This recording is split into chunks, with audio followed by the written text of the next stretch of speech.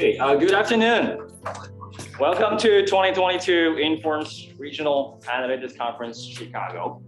To our colleagues, students, friends, guests, and speakers, and our friends joining us online and with us in the room, welcome again to the conference. My name is Zitan Wang. I am assistant professor at Northern Illinois University. And this year, I'm serving as the president of Informs Chicago chapter. I've been with the chapter for 3 years now, and that's long enough for me to realize the great history of this chapter. For example, this conference dates back to 2016, and back then it was called IMPAC. And then later it got changed the name to IRAC, and ever since then it has been a very important conference in the landscape of Informs conferences. Some of you have also participated in this conference before, especially in the past 2 years, when we had to change it to fully online due to the COVID-19 pandemic. But this year, we are so excited to offer this hybrid conference, whether you want to meet in person or join us online. We hope to provide a very good opportunity and experience to you. So on behalf of the chapter, I want to thank you again for attending this conference and wish you have a great experience today and tomorrow.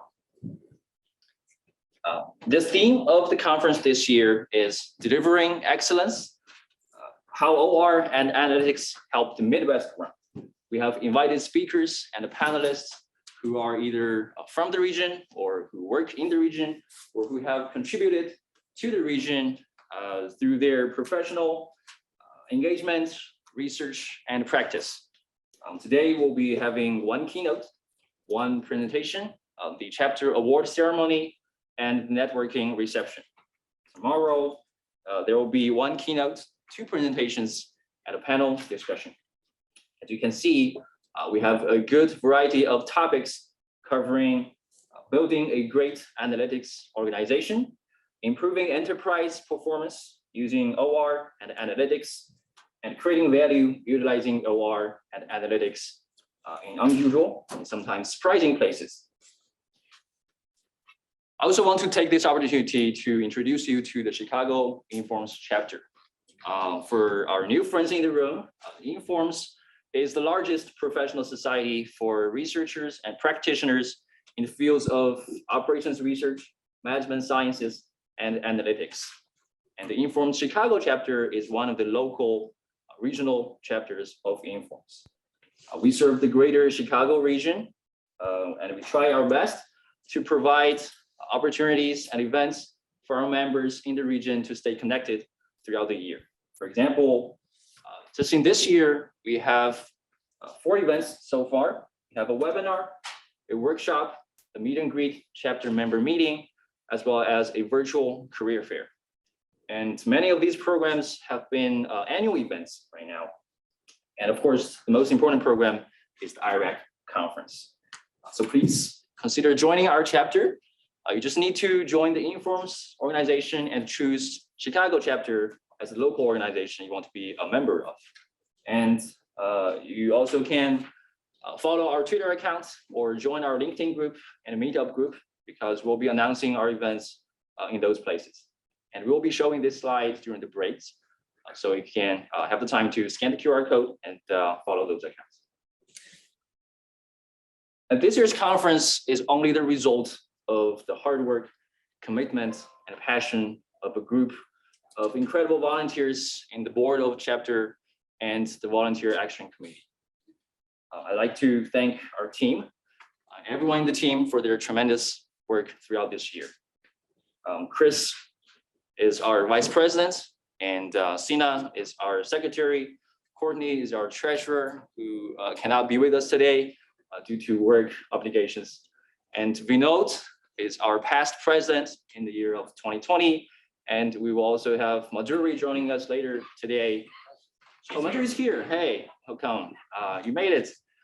She's the past president of the chapter in 2021. And we have Khadija. She stepped out. Khadija and Ken are our volunteer action committee members. Okay. And a special thanks to the students, volunteers in the CalSTAT Business Analytics Organization K-Ball of DePaul University. I want to thank Shoaib, Walter, Kate, Prince, Giovanni, Sharia, and Ethan for their incredible work and help to make this conference a success. And I also want to thank the Inform's leadership and our staff members at Inform's National Office, Elena, Radhika, Machik. Are you here today? No, not yet. You'll be speaking shortly. Catherine, Liz, Mary, Chelsea, and Tracy. Not only for this year, but also for many years of your continuous support that can make IRAC a success every year. And lastly, but most importantly, we cannot be here today if not for the generous support of our sponsors. So thank you to our diamond sponsor, Informs Analytics Society, our gold sponsor, Innova, and bronze sponsors, Department of Management and Entrepreneurship of the Driehaus College of Business at DePaul University, as well as Birchworks. Thank you so much for sponsoring the conference, and especially DePaul for providing such a great venue. I personally feel so privileged and fortunate to hold IRAC 2022 in this room and in this very nice building. And so before we move on to the keynote, I'd like to bring to the stage Dr. Sulin Ba, Dean of Driehaus College of Business. Thank you. Good morning. I'll try to. All right, I think it's on now. Good morning. Well, good afternoon, actually. Sorry. Got my COVID shot yesterday, a little brain in the fog, a little bit. So it's my great pleasure to welcome you to the Driehaus College of Business for this Informs Regional Analytics Conference. We're very excited to host this gathering of practitioners, academics, and students, because we all know analytics is an essential part of business these days and business education as well. So as we know, business analytics drives decision-making, right? As a result, demand is very high for students who know how to turn data into business actions.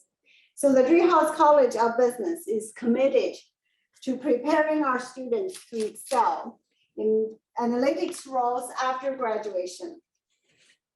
We have a master's in science program in business analytics. In fact, it's one of the fastest growing programs at DePaul, with more than 200 students currently enrolled in the program. In addition, we recently revised our undergrad core curriculum. As part of that revision, every single undergrad student at DePaul, Driehaus College of Business, will take an analytics course to learn the basics of working with data. And I'm also very pleased to say that we're developing an undergraduate business analytics major, so we can equip even more students with those sought-after skills in analytics. So at this conference, our professors and students, including members of the CalSTAT Business Analytics Organization, look forward to sharing ideas with you about how operations, research, and analytics can move the Midwest forward. So I just want to recognize our Department of Management and Entrepreneurship and the Informs Chicago chapter for strengthening the connections between the business community and the academic community, and because they partnered to present this really important and timely conference. So thank you for joining us, and I hope you emerge from this forum energized by the ideas and insights shared by our speakers. So welcome again, and now let's get the program started. I have the pleasure of introducing our keynote today, John Thompson. John is a technology executive with over 35 years of experience in the field of data and advanced analytics. John's also a prolific author, several books written, including the best-selling book, Building Analytics Teams, which happens to be the topic of his discussion. Unasked for plug as well, John's newest book is scheduled for release in February 23. Data for All, a must read for anyone who wants to take control of their personal data. It lays out how businesses collect, use, and exploit your data and some related future legislation. And I was just getting the Cribs Note version. Sounds fantastic. I'm looking forward to it. So let's welcome John. Thank you, Dr. Ba. Thank you, Chris. And I'm excited to be here today. I started talking about this topic at this conference 3 years ago. I presented over at University of Illinois at Chicago in a auditorium that was not as nice as this. So this is a really lovely facility. And I really started thinking about, what have I done over the last 37 years? I have to update that bio, around analytics and data and analytics teams. And I think I've made every mistake you could possibly make. I've hired the wrong people. I fired the wrong people. I held on to the wrong people too long. I gave them the wrong amount of work. I wasn't clear on the work I wanted done, on and on and on. So I just thought about it and I was like, okay, I think I got it right now. And I put together a small presentation 3 years ago, and I started talking about some principles around managing advanced analytics teams. And that turned into what is now a best-selling book. I wrote and published how to build and manage, or building analytics teams 2.5 years ago, just about now. And it is in the top 5% of all books sold on Amazon. Which, think about that for a nerd book. I mean, just unbelievable. I get daily messages around the world asking me about who to hire, how to hire, what to do, how to manage difficult team members. And, if any of you are on analytics teams, you know that analytics professionals are difficult to manage. And, it's one of those things that it's a gift. It's a beautiful thing, but it's a challenge. It really is. So when you go and talk to a CEO of a company, many of you may work in small companies and have access to the CEO. Some of you may work in large companies and have access to the CEOs. And when you start talking to them about data and analytics, what's one of the first things that happens? Their eyes glaze over, they start looking out the window, they look at their watch. They just really are disinterested in the topic. Now, they want the benefits, they want the teams, they want people on staff, but they generally came up through sales or marketing or manufacturing or some other area, and data and analytics is just not their thing. So I wrote my first book in 2017 because I'd been traveling around the world working for Dell, and I was meeting with C-level executives, CEOs, COOs, CFOs, all non-technical executives. And the universal reaction that I realized was one of fear. I'd start talking about data and analytics, and I could see their body language contract. I could see them get apprehensive. And I thought, all right, well, I'll write a book. It's a very small book. It's like a primer, and you can read it in the span of a flight. The idea was that you get on a flight at O'Hare, you fly to London, you read the whole book on that plane. So the idea was to demystify what analytics people are, what they do, how they think, what kind of money you should give them, who you should hire, what you should expect, what you shouldn't expect. And that book did very well. So I've been thinking about analytics teams for a long time, 30 plus years, and I've been writing about them for 5 now. So, what I'm hoping is that instead of me standing up here for the next 40 minutes or so, 38 or 35, and droning on and on and on, is that you'll ask me questions and we'll have a discussion.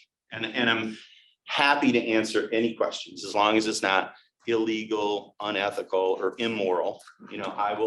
I will avoid answering those questions. But if it's about analytics teams, we can have any kind of discussion you want.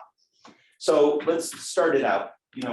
What's the one thing that I want you to take away from this presentation, if you forget everything else, is that an analytics team is very much like a group of artists. It's not like a IT team. It's not an ERP implementation team. It's not, what you think of as a bog standard linear project approach. An analytics team, a true advanced analytics team, is very creative. What you're doing is you're going out and you're getting new data, different types of data. You're smashing it together in new and novel ways. And probably some significant amount of time, you're going to fail. If you're pushing the envelope on trying to predict the price, when people will show up, when they'll leave, when they'll buy from you, when they'll defect, when your competitors will do something, you're really working out on the edge of these problems. And I'm not talking about, and I don't mean to be derogatory, I'm not talking about BI projects like we were talking about before. I'm talking about advanced analytics. I'm talking about predictive, prescriptive, simulation, and optimization. Not that doing dashboards and reports in BI isn't hard, I'm not saying that. What I'm saying is if you're out on the edge, you're going to put things together in a way that it doesn't work, the data is not going to be there, there's going to be a variety of different issues. Advanced analytics teams are working on problems that probably no one else has worked on, or they've worked on and failed, and sometimes they will fail too. It's a very creative endeavor where you're going to have some, shall we say, eccentric people working on these problems. I've been talking to a number of leading firms about how I can build my teams with a wide range of neurodiverse individuals.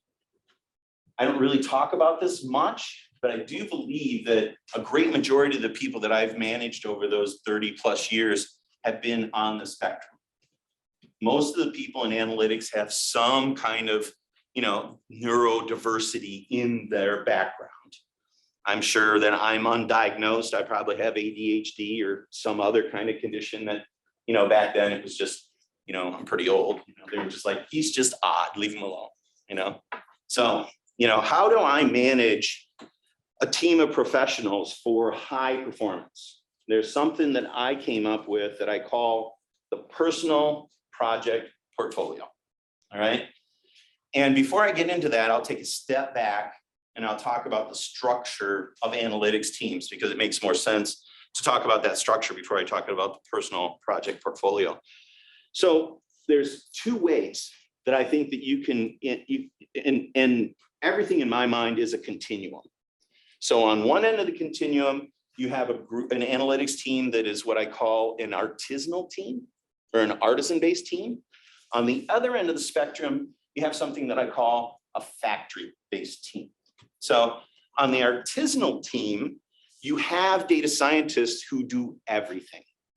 They collect data, they integrate data, they do feature engineering, they talk to the end users, they work with subject matter experts, they work with the IT team to put models into production, they do requirements gathering, they do everything. So from the project inception until it going into production, they do it all right? That's one kind of team. The other kind of team is you have a set of people that acquire data, another set of people integrate data, another set of people do feature engineering, another set of people do model building, another set of people do integration into IT systems, and another set of people do end user liaison kind of work. So the data and the work moves through it like a set of factory stations, all right? Those are the two poles of what I see analytics teams are. So if you're starting out in your organization, I always recommend you build an artisan team. Why would I do that? Number one, you're probably not going to get enough people to hire an entire factory team. An entire factory team can be 10, 20, 30 people. And bless you, has anybody started an analytics team here before? Has anybody done it? 1, 2, how many people did you have when you started? Handful, 5, 6, 12. So you were lucky. Yeah, you had some head count there. But usually, you know, most organizations will say, I'm going to be very generous. I'm going to let you have 4 people. You can't build a factory team with 4 people, just not possible. So I would say you go for the artisan team, and they're hard to find. They're unicorns. They're challenging. They're great. They're wonderful, but that's the way to start. And then you can move on to what I was talking about is the personal project portfolio. What does that mean? Now, every time I've done this, and every time I've hired a new person into one of my teams, and I've explained this concept to them, they've all left the office politely. They've all gone back to their coworkers and said, I'm working for a lunatic. This will never work. I'm going to quit. He's a jerk. And I'm like, okay. So 10 days later, they come back to me and they're like, I'm really having a hard time with this. I'm like, I know, everybody does. Just the way it works. And then 2 weeks later, they come back and they go, I love it. This is really cool. This is so much fun. It does look like when you start out that your boss is a masochist, but it doesn't work that way in practice. So what is it? So in each person's PPP, they have 1 or 2 major projects. What's a major project? A major project is where they're attacking a strategic business problem. Oh, so this is how everybody can see me. All right, great. I'll know where I can not go when I get too far off the stage. So you have 2 or 3 major projects, and a major project may take you 9 months, a year, or 2 years to finish. You're actually looking at something of strategic value. You may be looking at the price elasticity of every customer in the organization. You may be coming up with a direct dynamic pricing model for every customer you have. That's hard. And that may take a couple of years to do. So that may be one of your major projects that you have, and you have alone, it's yours. All right. And then you have a few small projects, 2 or 3, maybe 4, that take somewhere between 6 months or 3 months to 6 months, maybe 7 months to do. And then, of course, we all work in organizations. We all have the CEO show up 4 weeks before the board meeting, if we're lucky, and saying, I need to have an understanding of every partner we've ever had and what profitability level we have based on every product and every service and all the other things. And you're like, okay, he's the CEO, sure, she's the CEO, fine, we'll do it. So you gotta have some slack in your schedule, and you gotta be able to move things around a little bit. So you have this grouping of projects. And who thinks that that's a crazy amount of work? Raise your hand. It is. It is a crazy amount of work. But what you do is, my job as an analytics leader is to give you the air cover to do it. You know, you're working on your major project. You may come to me and say, I just hit a big snag. I'm going to be 6 months late. That's not your problem. It's my problem. Don't worry about it. Tell me about it. Go back to work. All right. So, you know, as you're working on these projects, and as I said, these projects are hard. None of them are simple. Very few are straightforward. So what generally happens is that people are working on 1 or 2 at a time, and they'll hit roadblocks. You know, the subject matter expert is on maternity leave, or the data you thought you could get, you can't get for another 4 months, or the data you thought you were going to use is too expensive. There's all sorts of little roadblocks that come into your project. So what that allows you to do is it allows you to time slice away. You know, because like most analytics professionals, when they run into these problems, this is part of the reason that I created this for my benefit, is that when they run into these problems, they freak out and they call you at 10 at night or midnight or 6 in the morning or whenever they're working, like, oh my God, I just ran into this problem. It's all falling apart. It's not falling apart. Just take your time, focus somewhere else for a little while. And then usually what happens is that people will be reporting on their projects in our bi-weekly meetings, and things are moving along. All of a sudden you won't hear an update for a week or 2 or a cycle. And then you're like, I better check in on that project. And then on the 3rd meeting, they come in and they're just busting through the room. I was out riding my bike. I figured it out. So it allows these very intelligent people time to have focus on different problems and different projects. It allows them to work through some really thorny problems. So if you give somebody a project, one project, and their entire mid-year rating is dependent on success of this project, and you're sitting on their head the whole time to get it done, do you think that's going to be optimal? No, it's not. So what my discovery has been is that if you have these people who their brains run like Ferrari engines, you need to give them enough work that they can time slice in and out of different parts of that work and be engaged and disengaged. And their subconscious can work on the problem as long or longer than their conscious mind works on the problem.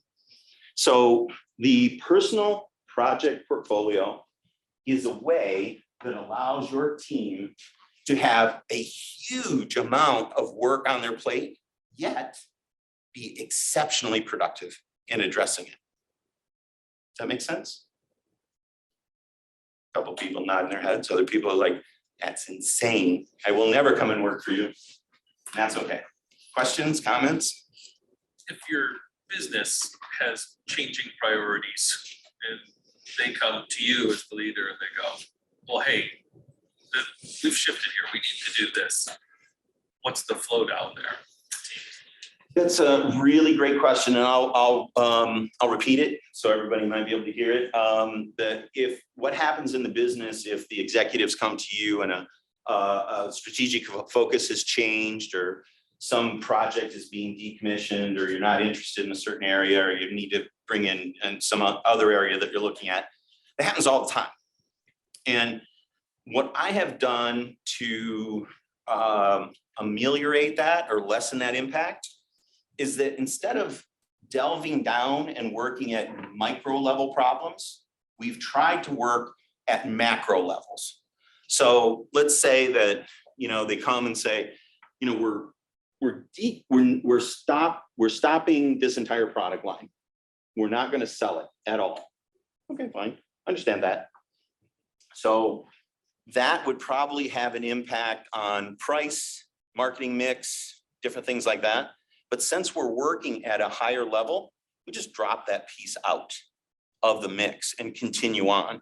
Now, sometimes it does have an effect because you're down in the weeds working on it. And then you just go to the person and say, look, we're gonna stop working on this. It's not important anymore. We're gonna move on. The other projects that you have are now gonna be elevated in your priority list. So having a portfolio allows you to mix and match, but also a level of focus makes a difference too, right? Does that help? You have a question from online folks? Sure. How do they ask it? Sandeep is asking, do you mean that a typical business analyst is assigned more than one project inside the organization?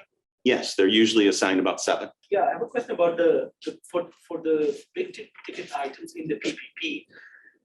What are your thoughts on, like, we still need to somehow evaluate progress, right? So for small ticket items, like they're like very well defined, and like we know that things are getting done. Now, for the big ticket items, how do you approach that? It's a great question. For the large projects and the PPP, how do we manage progress? How do we understand what people are doing? Well, it's not a free-for-all. I do allow enough time in projects for dead ends and failure and missteps and retries and refocuses and things like that. But everybody has a project charter for every project, and they have a plan for every project. Now, they have to get it done. They are accountable for the work. It's not like it's a analytic utopia where nobody's accountable. So everything has a project plan and everybody has their timelines. Now they slip, they move, things like that. Another thing that I do, and I'll come back to you, Joe, in a second. Another thing that I do is every project is denominated in money. All right, did everybody get that? Every project is denominated in money. So if we're working for our Japanese managers, it's yen. If we're working in Australia, it's Australian dollars. If we're in Europe, it's euros. If we're in America, it's US dollars. So a lot of people say, we're going to do this project, this analytics project, and we may get something done. No. Every project has a dollar or a monetary value associated with it. So as you're going through, as I'm going through as an analytics leader, I may be working with a vice president, I may be working with a director or an EVP or somebody, but I can guarantee you at some point, I'm going to be in front of a C-level executive. And they're going to want to know, what is this project doing for me? And all they want to know is how much money it's going to make. So we did a project where we redid labor forecasting for our 300 plus donation centers across the United States. We did it based on when donors arrived, how long they were in the centers, and what was the activity levels in our centers. It just seems to be obvious. You need people when you have donors. When you don't have donors, you don't need people. Fairly standard kind of an idea. So we built that and we put it in place. We were having the discussions about putting it in place across the entire fleet. All right. So Chris knows I love quizzes. So how much money did we save in the first year by that forecast? And just shout it out. Any guesses? 50 million. No guess? 3 million. 3 million. In the middle. 7 million. 7 million. Come on, you gotta guess. 10. 35. So when the C-level executive running the network, our network of centers, was really pushing me on it, I said, all right, the bottom line is we've proven it in 16 centers, we've tested it in 50. The numbers look like we're gonna save around 35 million, conservatively. The response was, how come you don't have this in every center now? And the answer was, because you wouldn't let us. So, if you talk money, it generally gets rid of all the other problems that you're having, like, oh, I did this in R, I did it in Python, or, Joe got sick or whatever. When they ask you the question and you can bark back 35 million, it's all gone. Joe. So it seems like on technical tests, do you account for like a high switching cost? So when if you get off of something and then you have to go back, it takes a certain amount of time to get back to where you started. Well, not really, because you have the analyst who built it working on it. So we don't everything that we build from scratch. So all the data scientists on my team are they're either Python first and R second, or they're R first and Python second. So we build everything from scratch. So if there's something wrong, generally people go in and say, oh yeah, there's a little bug in that code, or the business changed, or we added more data, or we did something different. So it's not really that hard to fix and bring up to speed. So did I answer your question, or did I miss what you were trying to Yeah, get we at? just had trouble. If you have something really large, like a large code base, and get away from it for a while, but coders would come back. to it Yeah, and need that's a true. week or two. And I think and I understand where you're coming from, and most people have a fair amount of turnover in their data science group too. The market's really fluid. There's people making all sorts of money, and if you're not keeping up with keeping your team compensated well, you're gonna lose a lot of people. So I had 62 people at CSL. I was there for 4 years and 3 months. How many people did I lose over that 4 years? 33%, 2%. 33, 50, any others? 75. All of them. One. And the reason is the personal project portfolio, when people understand it, they love it. And every quarter, I reviewed what was going on in the market, and I encouraged every data scientist to interview. If someone comes to you with a job that you think is cool, interview. Do what you can to get an offer. Bring me the offer and I'll beat it. So people didn't have to leave to get the raise. They just had to prove to me that someone would give it to them. And if someone else would give it to them, I would give it to them.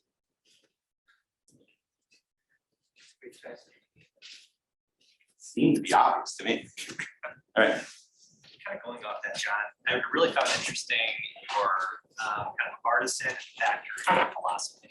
You know, if you don't mind, I'd love to learn more about the artisan concept, because sitting here, just knowing from our data, in the past 12 months of a cohort of over 100,000 data professionals, 33% have changed jobs, and they're typically getting 20% or more of Yep. salary increase. Yep. That's not incentive comp, that's pure base. Yep.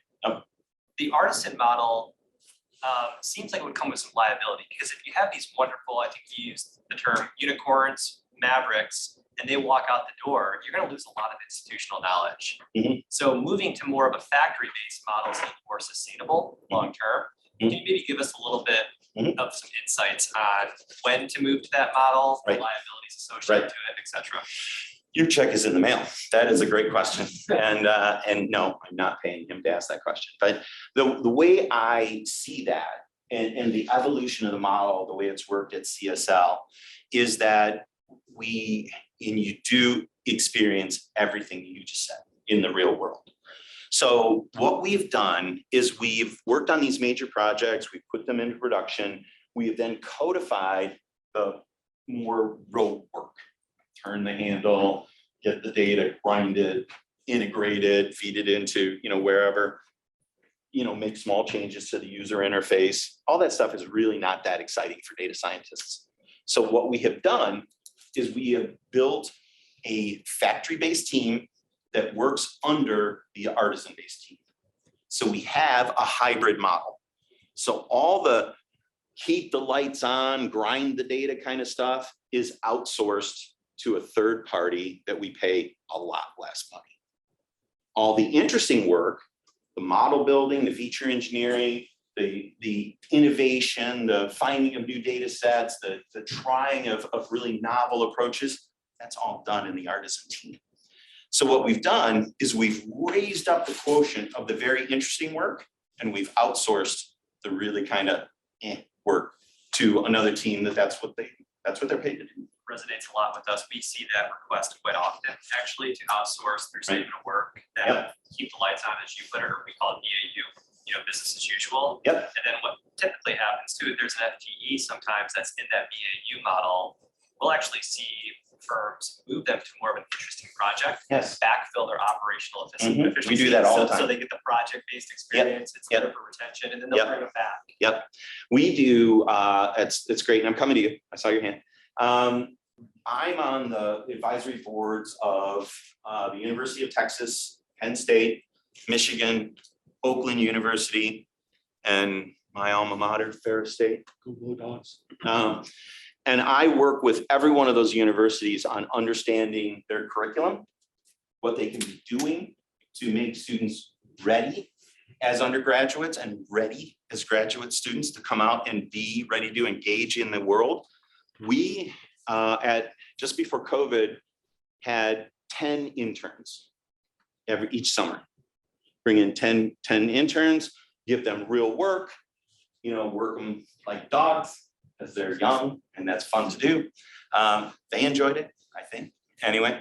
And we turn as many of those into full-time employees as we could. And we did that. So they worked on all the automation, they worked on the data acquisition, they worked on the modeling, they worked on everything. And a lot of times you get interns and they're like, what can we make work for them? I'm like, are you kidding me? You don't have enough work to give them real work? Because why are you making up work? How is that a real test of their creativity and their intelligence? Give them hard problems. Let them sink or swim on their merits. We're assuming that they're very intelligent people. They are in a data science program. They say they want to be data scientists. Well, let's see if they can. So we do that a lot. I'm involved with many universities. I'm involved at the high school level. We bring in young people and we try to grow them up through our system. So very similar. All right, sir. So your seasonal model is very interesting. What I found similar experience to you is that it encounters a real challenge in heavily regulated industries. I'm in pharma. Financial services, right? Same thing. And artists typically really push back on the constraints, right? Everything from model productionalization, model risk management, all the way to, for instance, like documentation, making sure that things kind of go to steady state. Yeah. So how do you manage these, again, neurodiverse individuals that frequently react very negatively to someone telling them, or here's a rule, or here's a guideline, or you've got to go to someone for an approval before you can just launch something? Yeah, there's that's a great question. And again, I should write you a check.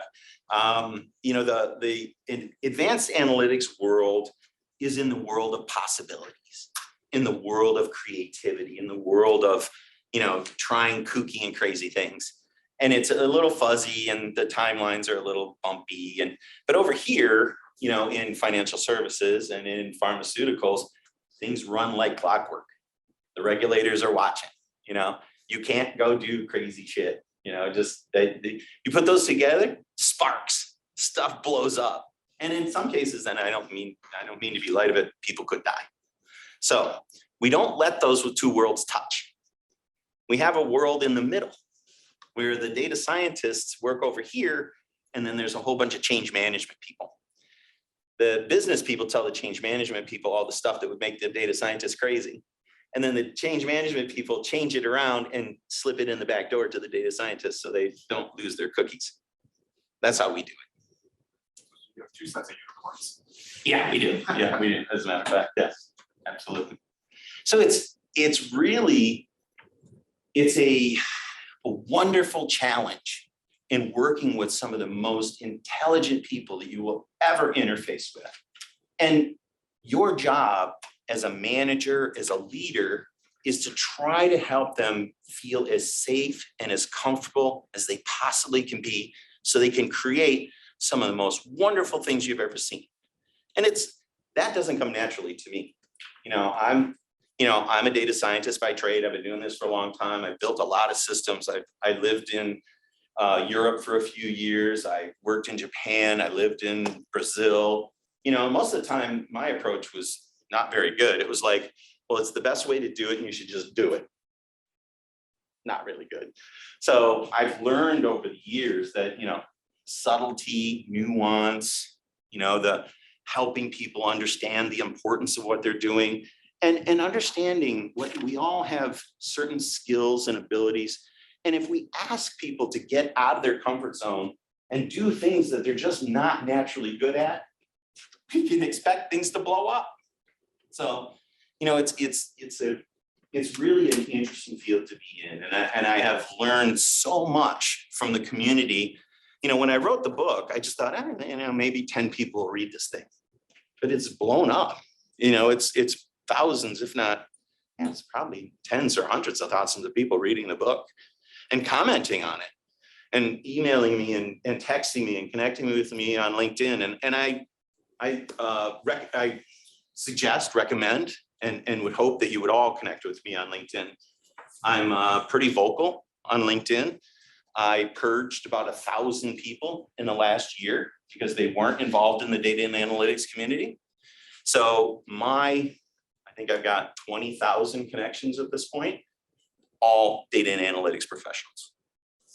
I think maybe one or two wealth generation franchise operators have slipped in there, but not too many. Try to keep them out as viciously as I possibly can. All right, other questions and comments? We've got a few more minutes. Yes. So what would be the key changes when you started 5 years ago and today in terms of trends or in terms of factors that have changed in building for those organizations and growing in that? Okay, the question is, what are the key factors that have changed over the last 5 years in having a team be productive and building systems and getting things into production? Well, the tools have gotten a lot better. Data IQ and Domino and model ops and those kind of things have gotten a lot better. We just by the demographic of the people that we have in our teams, I'm definitely by far the oldest person around. Most people are under 40 on my team. So nobody uses SAS or SPSS or Statistica or any of those proprietary platforms. As I said, we build everything in R and Python. So we go down, to the coding level to do it. Another thing that's really changed is a perceptual mindset. It used to be that people would think, oh, if I have a massive amount of data, a single source data, like 1 billion images of school buses or images of chihuahuas and muffins or whatever I'm trying to analyze, that's the way to go. And I never really believed that. The mindset is coming around now more to what I've been preaching for decades, is that it's better to have 10 sources of data that you integrate together. Because if we really think about it, what are we trying to do in analytics? We're trying to build models that give us scalability, accuracy, and repeatability and reliability in predicting what will happen in the near future. So not many of us get up in the morning and make a decision on one piece of data on what we need to do before we go out the door. We wake up, we are thirsty, we have some other bodily needs. We look out the window, it's cold, we should take a coat. I'm hungry, I should eat. My daughter's telling me she's got to go to school. Right there, I've looked at 10 different sets of pieces of data. We in analytics should be doing the same thing. Our models should be ingesting a wide range of information so we have a good idea of what the world looks like. We built an application at CSL that predicts where to build the next donation center. That has Google Drive time data, it has demographics data, it has unemployment data, it has inflation data, it has, did I say crime? It has crime data. So we have 17 different sources of data that feed into the 7 models that are behind the map that is the interface. So when someone goes in, an end user, all they have to do is click on a point that runs those 7 models, and it comes back and it redoes the entire map. It shows them cannibalization on our existing centers and our competitive centers. It talks about the market potential, what is going to be absorbed by this new center, what is left in the market, and it gives them a real world view of the market dynamics of building a center on that street corner. That's what we should be looking for. We shouldn't be asking end users to do anything more than a simple interaction with the interface. The analytics should do the rest. There are 2 questions online. Okay, well, let's go to her, then we'll go to you. Real question. So you've got your teams that are working on 5, 6 projects and stuff. How do you sort of assign them to the different teams? Do you ever talk with them and just say like, what are your maybe interests? Like, just so they might be like, do they have any voice into their projects a little bit, or? I'm just curious. I am a benevolent dictator. No. I was just curious. It's a great question. And yes, they have a great say in what they work on. Because some people come in and say, hey, I'd like to work, and the next thing I want to work on is an NLP project. Great. The next text analytics project comes in, you're going to get assigned to it. Now, they may not be the best person in text analytics, but we have someone else who is. So we'll marry them together. Or someone may say, hey, I've been doing a lot of modeling lately. I'd like to work on some user interface. I want to do some R Shiny coding. Great. We've got some projects that are coming in and they need some user interfaces. You're on that. So yes, I ask them all the time, what do you want to learn? What do you want to understand? What do you want to try? My 4th book that I'm writing right now is on causal AI. And what I was working on at CSL, full disclosure, I'm no longer at CSL. I start Monday as the global head of the AI business unit of EY. So I'm fun employed right now for another 3 days. All right, let's go to Anpan. So there's this request to describe one more time what is a factory team, and the second question is, what do you measure? How do you measure the success of an analytics project? Okay. A factory team is a set of individuals that handle discrete pieces of work, and the work moves through those individual stations. Bless you. Moves through those individual stations like a factory, like a car would through those stations. The second question. How do you measure the success of an analytics project? You touched upon monetarily. Yes, sir. How much time do you spend personally on learning something new technology or Probably 2 to 3 hours a day. I've been writing this book on causal AI, and I've been doing tons of research on it, understanding how to build directed acyclic graphs, trying to understand flows and indirect and direct effects, backdoor effects, all sorts of things. I am my undergraduate degree is in computer science. My graduate degree from DePaul is in marketing. I am a lapsed coder. I was an assembler programmer, if anybody even remembers what that was, what that is. But I don't code anymore. I'm mostly at the high level change management, conceptual, management level. So sadly, I have to do that kind of work. Yes. Any books or resources you would suggest that would help estimate monetary value of the project? Wow. Any books would I recommend on estimating the monetary value of a project? I honestly don't know of any. I'm sad to say I don't. But what we do is we talk to our executives, we talk to subject matter experts, and then we work on modeling what the impact is going to be on that process. And then we look at what the process is either from a cost reduction perspective or a revenue generation perspective. And we make as conservative an estimate as we possibly can. I honestly don't know why more people don't do it. It's not hard. And it makes your conversations so much easier. Everybody understands money. All right. Am I done? Yes. All right. Thank you, everybody.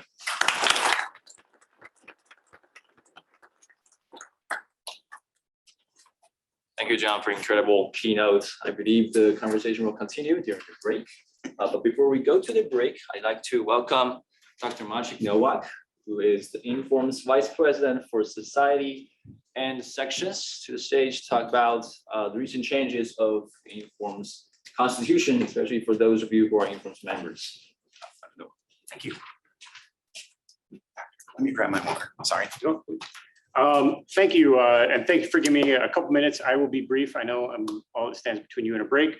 How many of you are registered Inform's members? Fantastic. All right. How many of you have heard about the changes in the Constitution? Or a few of you, less of you. So we have a Constitution that is dated and it needs to be updated. And one key part of the updating is that the Constitution, the only way to change the Constitution is via mail. You actually have to mail in your ballot response. So I'm here to save you a stamp and some time. And what I will do is I'm going to pass out ballots. You've maybe gotten one of these in your email. And been told to print it out, put it in an envelope and mail it in. So I'm going to, again, simplify things for you, but just real quick, like I said, this is modernizing the Constitution. This is there's not a lot of changes here. I do have a few copies of the itemized list of changes in case anybody actually wants to know what that entails, but one key change is the way that how this process will work. A few things that just haven't been updated in decades that need to be updated for Informs to be a modern organization. So if you want to take a look at that, happy to do that.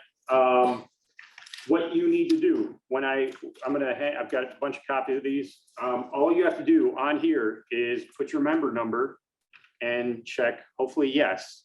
You can check no as well. The key is that we need at least 20% of the membership to vote. So that's why we are out beating the bushes, trying to get as many people to vote as possible. I know everybody remembers their Informs number, right? Off the top of their head. You can look it up, or I printed out a few copies of everybody here who registered for the conference and their member ID. So I will pass that around if you want to take a look at that. You just need to put your member number on that. Here's the other tricky thing. I have a bunch of envelopes here. You have to fold this up, put it in one of those envelopes, seal it, and write your name on the envelope. That's it. Once you're done with that, give it to me. I will then take everybody, collect everything. I've got to be out of here by 5 o'clock. So if I've got yours by 5 o'clock, it'll save you a stamp. This has directions on what to do if you want to mail it yourself. But if you just put your number on here, hopefully check yes, put it in an envelope, write your name on the envelope, seal it, you're done. All right, any questions? Okay, I'm gonna hand out a bunch of these. If you need your member ID number, I will hand those out as well. So thank you. I think, why don't we use that desk? Okay, yes, I will have these up here and I'll pass out a couple and then, yeah. And if you have any questions about the Constitution, you can take one. So thank you.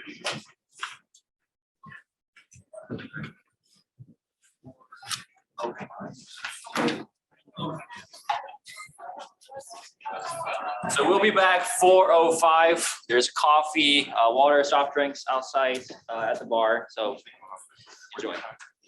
Yes. Yeah, I just put your book on Amazon. So I'll look it up. Yeah, thank you.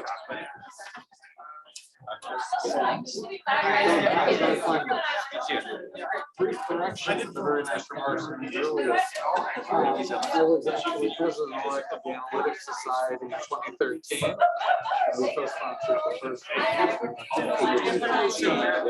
Oh, it's my bad, my bad. So here Balakoria was president of the Analytics Society, and this was his idea. That there were a couple of us, 2013, a couple of us who were officers of the society, which was relatively new then, happened to be in Chicago. It's so great that you were here with us today Yeah, to so, share the history. The reason I said 2016 was we only have records up to 2016 our Google Drive. and I So I understand assumed. the Chicago chapter was a restart. So it was an attempt to help Most support. those can, right? Of course, yeah. Operations is bachelor's degrees from DePaul University, so welcome back to DePaul. And he earned the Master of Business Administration and Management, Leadership and Innovation from the University of Illinois, Urbana-Champaign. Very welcome to DePaul. Please join me and welcome them to the stage, and the stage is yours. To get a little cozy. I was very excited when I signed in. I was able to use my student email address still worked to sign into the good Wi-Fi, so. That's good or bad? I'm proud of it. As we were introduced, I'm Len Muslak. This is Brandon Clifton. We're together the COO of Shield, Illinois, which is the Shield deployment unit of the University of Illinois system. If at some point in the past year you were at a school, college, university, federal courthouse for some reason and had to drool into a tube in order to get tested for COVID, it was probably collected by someone on her team and brought to a lab and run by someone on my team. So that's just a little bit about us. I was gonna skip this, but John's talk really made me rethink that. No matter what we say today, we're just talking. We just get to tell the story of what a lot of other people on our teams did. We threw some crazy stuff at them over the past 2 years, and there were times when I called someone on my team and I'm like, I want to see that we need to do this on Teams because I want to see your face when I tell you this. And everyone just got it done. So you really cannot underestimate management leadership even in data analytics and more technical fields. Your teams are going to be your lifeblood. So absolutely. Just a note a little bit on Shield and the teams that we're talking about. We had at our peak about 300 to 350 internal and about 1,000 to 1,500 contractors working on the Shield effort. So as Len said, it took a lot of people to get done what we're talking about today. We have some predictions that we came up with as a team at the beginning of Shield. But I guess I'll take a step back. In April of 2020, the global spread of SARS-CoV had shut down the globe. If we remember back to then. the University of Illinois at Urbana-Champaign decided to go on the offensive. They were trying to figure out how to get students and faculty back to campus safely that fall. And looking for a non-invasive, frequent, extremely accurate testing of the community that will allow them to do that, and that did not exist. So some very brilliant scientists got to work and within a few months developed the COVID Shield assay. And that inspired the University of Illinois system and eventually the governor to say, we want to deploy this as broadly across the state as we can to not only get the University of Illinois open again, but to really open our schools and businesses and get people back to school and work. And so Shield Illinois was born. So at the beginning, Shield Illinois was just going to be a middleman. We were just going to tell some schools, DePaul, for example, this is how you could collect the test, and then you could bring it to our nearest lab, which is at Loyola University, and get it run there. We were, just a very simple, we did it, you guys can do it. What we learned quickly was that wasn't going to work. So we ended up running labs, running collection sites, doing things like that. But it was still, we thought maybe we'd have 50 sites, 3 labs, maybe do 1.5 million tests over 6 months. And then everything changed. These are the numbers that we actually ended up running. It's a little bit different. So what happened was in March of, this is Rhiannon's part. Oh, we rehearsed a lot. In March of 2021, is that when that was when the IGA, yeah. Then it all changed again the following fall. We entered into an intergovernmental agreement because we're a state entity. We were able to do that with the state to cover every school district in the state of Illinois, all community colleges, all public universities, and to set up community testing sites where anyone in the public could test for free. That consists of 853 school districts covering almost 4,000 schools with nearly 2 million students. The goal was always 24 to 48 hour turnaround times. If you ever went to one of the public sites run before that, I mean, I know my family, we were waiting 6-7 days for test results, which did not help really, because if folks were contagious, they still had to quarantine or isolate. And we quickly found that we were over our skis, so to speak. Hence the picture there. That's a very literal picture.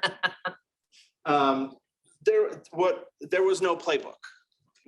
I mean, the last time that there was a pandemic of this size was 1918, and that just happened to be the first year that students in every state were required to go to elementary school. So they just didn't go to school. Like it was just, we just going to delay that. So there was no playbook for how many people are going to test, who's going to sign up, how do you do this? We had no idea what the demand was going to be. It could have been 4 tests. It could have been 40,000. We had no clue and no way to estimate it. At the same time, we faced the same supply chain issues. So if you're running 6 million tests, that's 6 million tubes you need. That's 6 million labels. That's everything that that goes into the assays, the refrigerators, the freezers. I knew nothing about labs before this. Now I know everything about non-defrosting freezer you could possibly think of. And we had to estimate all of that. We had to come up with these numbers in order to purchase things for a demand that we didn't know. We had no idea what it was going to come from. At the time, when we first came, when we first got this contract, everything was run like most startups on some sort of Microsoft product.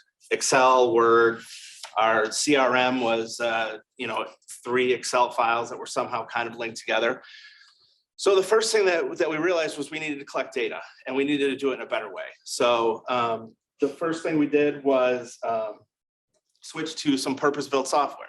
We switched to a CRM. Now there was something that John said that made me think about this. You have to pick the tool that's right for you. We knew that we were going to be, no matter what, we knew we were going to be short-term, right? At some point, this was going to end. So we didn't have the time, the energy, or the need to get a CRM like Salesforce.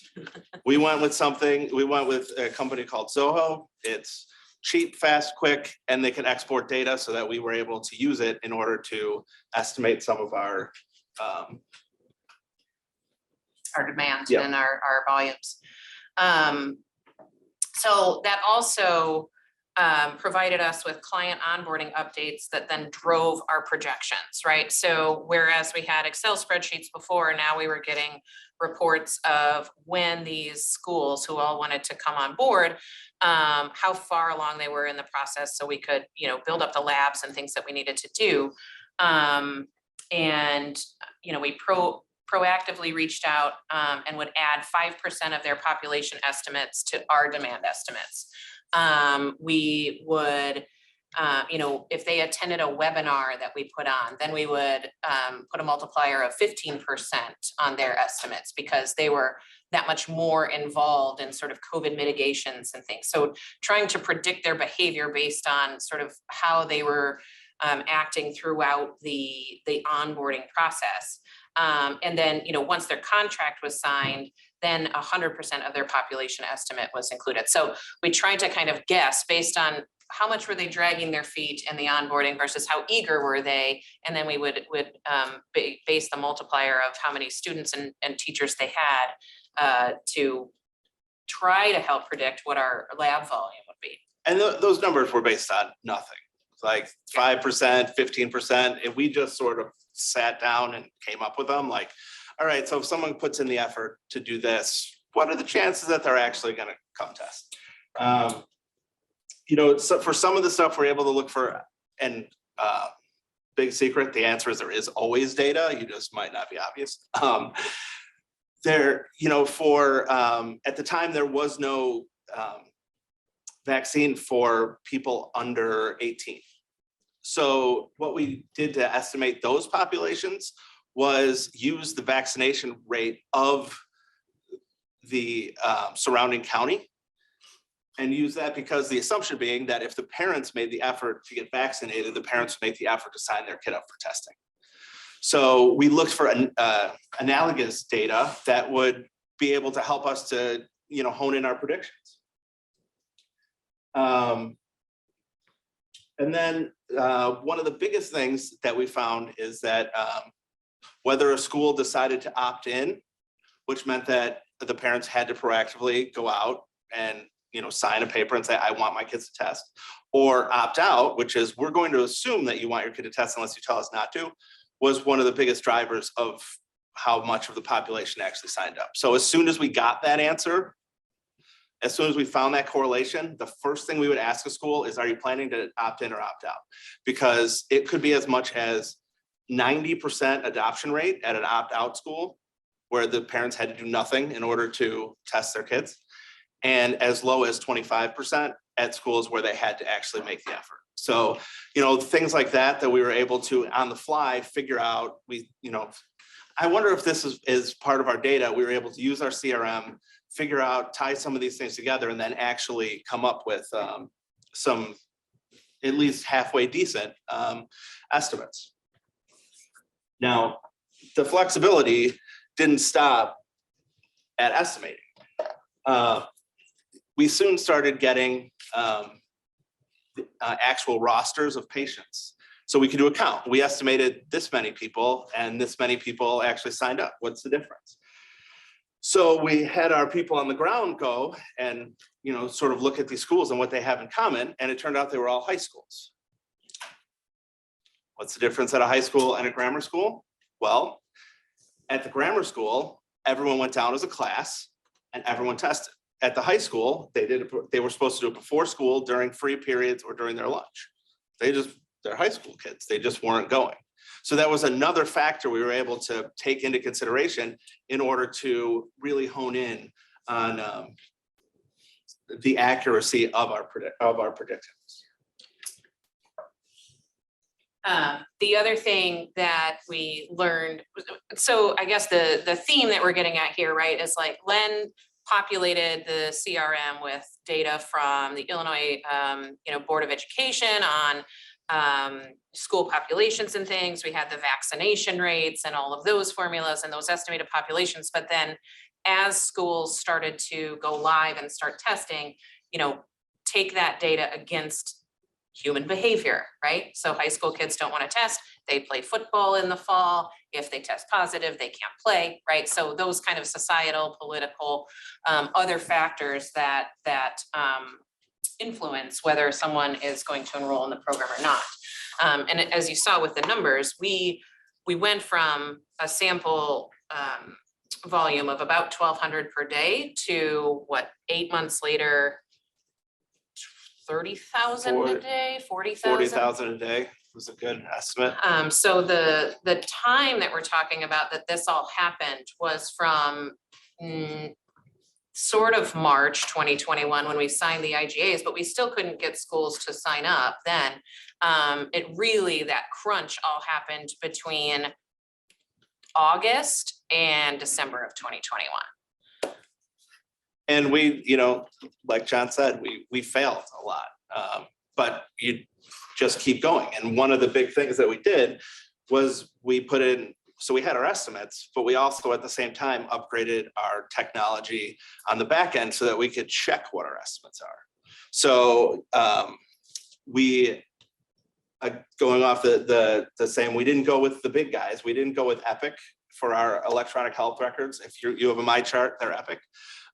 We had used them when we first started, and what we found was they're really big, but they weren't flexible. So we found still very large, very popular among colleges, electronic health record provider. But the key was that they'd be willing to work with us and build the system that we needed in order to accomplish what we needed. So we then were able to take actual tests, compare against our estimates, and further refine our data. We did the same thing with our laboratory system, so how the specimens tracked.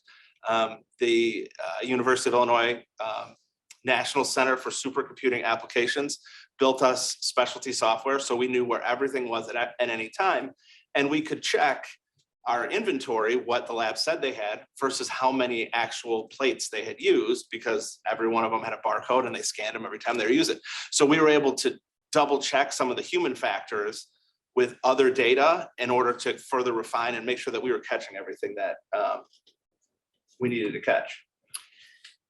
And so we had the EMR LIMS, our laboratory information management system, and then the CRM would tell us the estimated number of patients. The EHR or the EMR would tell us how many patients actually tested, and then our inventory, oh, you already said that. So it was just really that system of checks and balances that allowed us to continue to refine our data and be able to then, when the governor called, or the head of public health for Illinois and said, look, can you guys, we think that we're going to have a surge, or when Omicron happened, we were able to then flex up and down very, very quickly because we had already seen it coming and sort of had an idea of what we could do versus what we needed to do in the present and then in the future.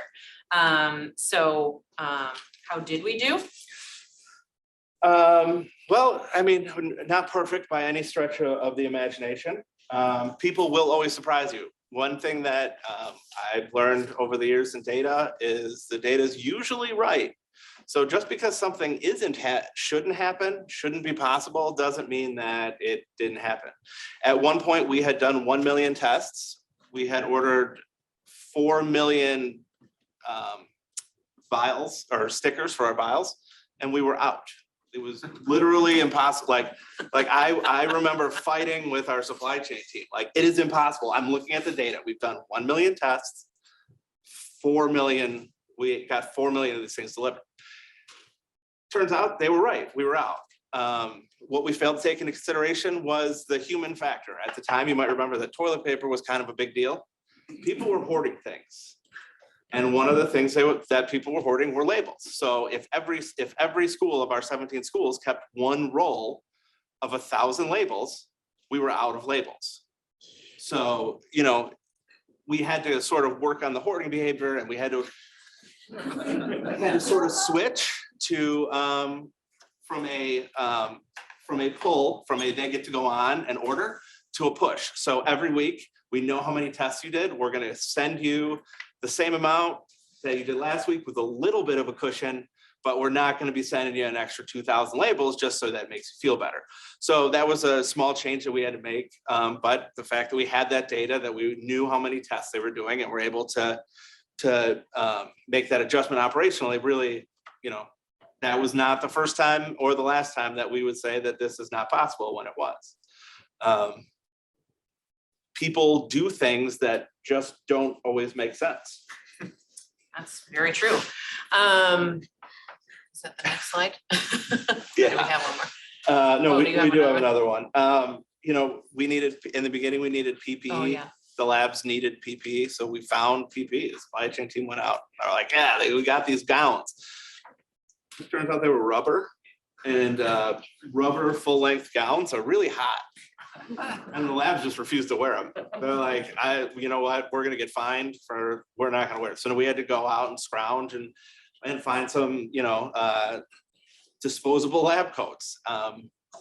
We still have a lot of them. If anyone wants some rubber laboratory gowns, I got a lot of them for cheap.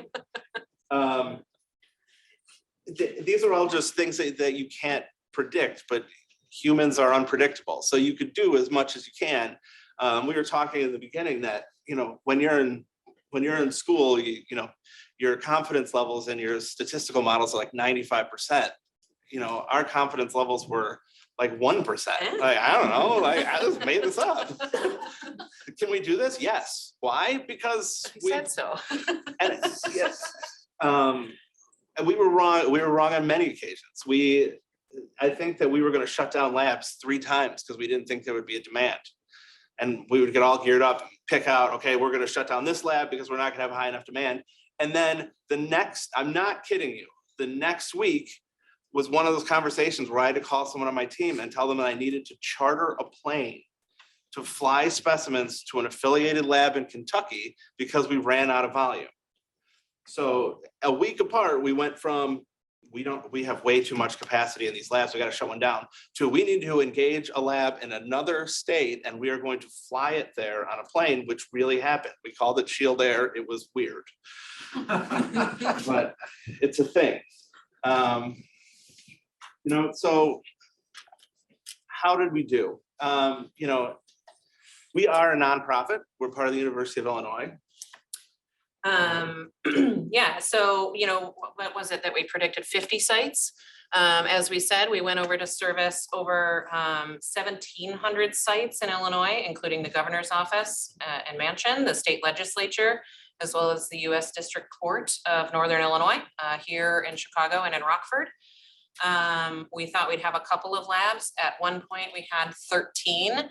And one thing that the data also allowed us to do that we sort of skipped over is that load balancing among those labs, they were all over the state, from Rockford down to Bloomington Normal and Decatur to Kentucky and Madison, Wisconsin, and how to make sure that as those 200,000 samples were coming in over a week, how do we make sure that, the lab at Loyola isn't swamped because it's in Chicago where most of the population is, versus then our folks in Decatur are, playing games in the middle of the shift because there's nothing to do. And so working with Point and Click, our electronic health record company, to develop dashboards that were very, very useful for not only our end users and our schools, but also the supply chain team and operations team. And we developed a pre-processing center that we call our depot. And so all the samples would come in there, they'd get sorted and moved and then pushed out because the data was coming in real time, and they could then load balance across the labs. So not only were we refining to figure out how to get all of these sites up and running, but also then as they were running, making sure that we weren't, that we were distributing the work across the Shield network to make sure we were preserving people. That was originally not a popular decision. Anything north, any specimen collected north by 80, all the way up to the Wisconsin state line, had to be taken to Darien to our depot. And there were schools directly next to a lab, 5 minutes from a lab, and they all wanted an exception. And we put our foot down and said no. And they're like, well, our turnaround times are totally gonna be worse. And what we understood from modeling, and they didn't because they didn't understand, what our model was showing us, was that turnaround times went down. So our total turnaround time over the average of the program is 13.56 hours from the time that you drilled in the tube to the time you got your result. Before that, we were over 24 hours because certain labs were taking up to 48 hours because they were so close to the center of the city, the Loyola right off the highway. People wanted to all go there, so it was taking longer. So overall, everyone's turnaround times went down, but when you just look at it, it looks less efficient. Once you get into the data and you figure it out, well, if this person's slow, then it's going to take 3 hours to get this to Wisconsin, but then they're going to be able to get it out in 4 hours, as opposed to waiting until tomorrow to run it. So you can see the stats here. One other thing that I want to point out, so we identified almost 104,000 positives, right? So then those folks isolated and hopefully stop the spread. But this chart is essentially there was a study in Nature magazine that showed that there was a 4.3-fold reduction in COVID-19 related deaths in Champaign County, largely due to the SHIELD testing program that was happening on campus. And there's a research group at Illinois that's now working on that statistic for the state, and it's bearing out that that's about the same. So now we've got all of this data from 6.5 million tests, and we're doing variant identification or sequencing data for the Department of Public Health. So then they have the data on how the virus changed. And so now that we have all of this, we're able to help with pandemic preparedness efforts moving forward. So that's sort of how our view has shifted and what we're working on now. And this is a good example of, if we're part of the university, we're state government, we're nonprofit. So our monetarily, we are trying to be good stewards of the state of Illinois. We have a fiduciary responsibility to not waste your money, which is why I didn't just order 10 million vials, and when I'm done, like, there's 4 million left, so I'll tough it out. But we don't necessarily judge our success based on, or the success of our project based on financial figures. We are looking into, there's a team studying what financial benefit the state got by being able to open up, and the free testing and all that. There's certainly was a financial benefit to this, but our driving force behind our team was always isolating people and saving lives. So we had a different sort of goal behind everything. We wanted to do everything we could responsibly with the taxpayer dollars in order to save as many lives as possible. So that's just a different way of sort of looking at the success of a project. Those are all of our prepared remarks, but we're happy to take any questions you might have. How in the world do you guys staff? I mean, just thinking about the surge in certain locations to point out, and then just the nuance of the rapid fire creating those centers at 1700. So love to hear how you guys did that. Sure. So that's another data thing, right? Like how many people do we need, and how, where, and when, and all of that. And it was certainly a big puzzle. So we've never been fully staffed. Yeah, I think more now we might be, but we're still hiring for a couple of positions. So if you're interested, just let us know.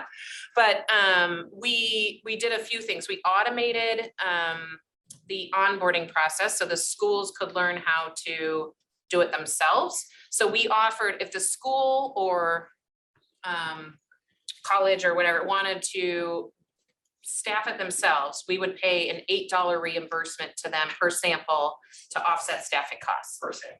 Got it. Yep, so that helped. Another thing that we did was we hired a lot of, we had about a half a dozen operations partners that we worked with that would deploy staff to help us collect the drool if it was a high enough volume that they could afford to do it on that sample reimbursement.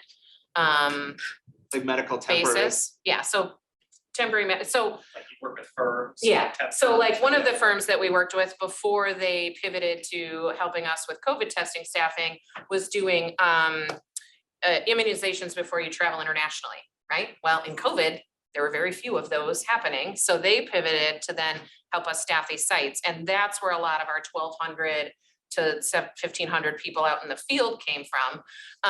But essentially, we were just hiring round the clock and sort of trying to just get as many people in the door as we could, which is good and bad, right? That creates issues down the line. And so as John was saying, like we had people that we kept around too long. We had people that we should have hired that we didn't. We had people that we shouldn't have hired that we did. But by and large, we worked with the university to try to streamline that onboarding process as quickly as we could.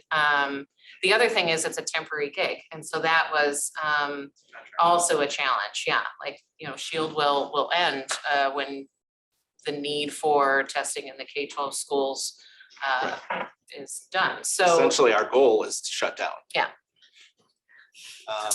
For the surge, it was all hands on deck, basically.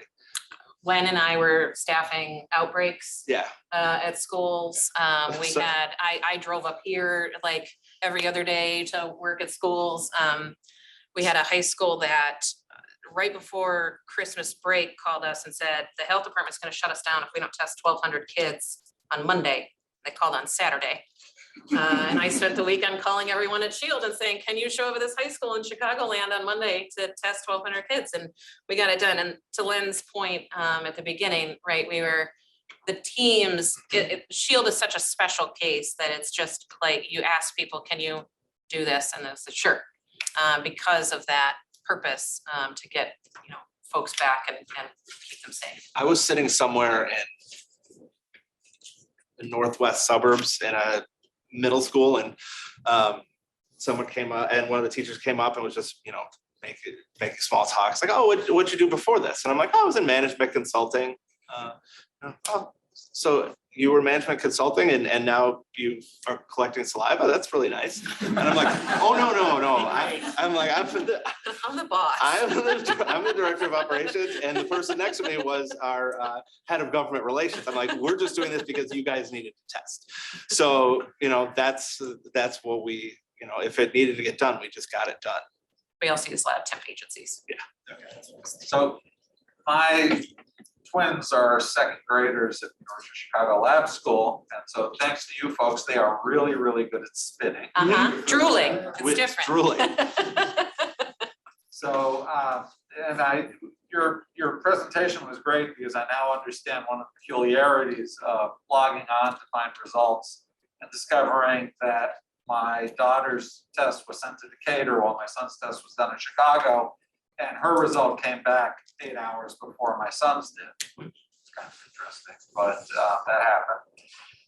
What I'm curious about is, has any thought been given to letting Shield sort of stay alive into the future as part of pandemic preparedness for the next set of problems that are going to happen? There are several things that we're doing in that regard. One of them, we have a sister company that is a university related organization, or a URO, that will continue. They now do all of the Shield testing outside of the state of Illinois. We handle inside the state. And then I'll let you talk about the labs. So we had 13 labs and a lot of equipment in order to be doing this, and we don't necessarily need it all anymore. So what we've done with public universities throughout the state is we're giving them the equipment with the understanding that if there is another pandemic, we get to use it for pandemic response, but they'll also be using it to study viruses and things like that. And then going back to the hiring thing, one of the big issues that we found that we had was hiring for the labs where people need specific qualifications. So one of our labs located right at UIC is going to stay open as a experience lab. So students coming out with degrees in biology can get real experience in a lab, running real patient specimens, which then we'll get them better jobs and, better paying jobs. So we will have more scientists. I had a question. One, I just think it's fascinating you guys created like a startup, during the pandemic and what's going on.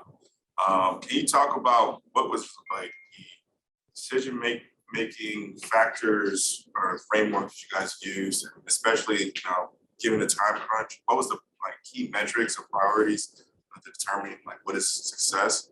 Is it minimizing cost, time? What were you guys really aiming for? That's a great question. So at first it was how many schools we were testing at, right? Because we ended up at 1,700 schools, but there was a ramp up. So the first thing that we needed to do was get all these schools signed up, which was a more difficult process than you would think, because we needed all the student information, we needed it loaded in, we needed all these agencies and things set up. So that was our first thing. And then it was, our number one thing was meeting our turnaround time and our demand, really, like the quality of our test. So we're a large organization. I would say every department would have a different metric, but overall, the quality of our tests and the turnaround time was really what we were aiming for, because we were already seeing the data coming back that if you isolate people before they were symptomatic, you were able to significantly cut down the transmission. And, ultimately our goal was to save lives. And that was how we translated that into something that was attainable. Okay, let's join me and thank.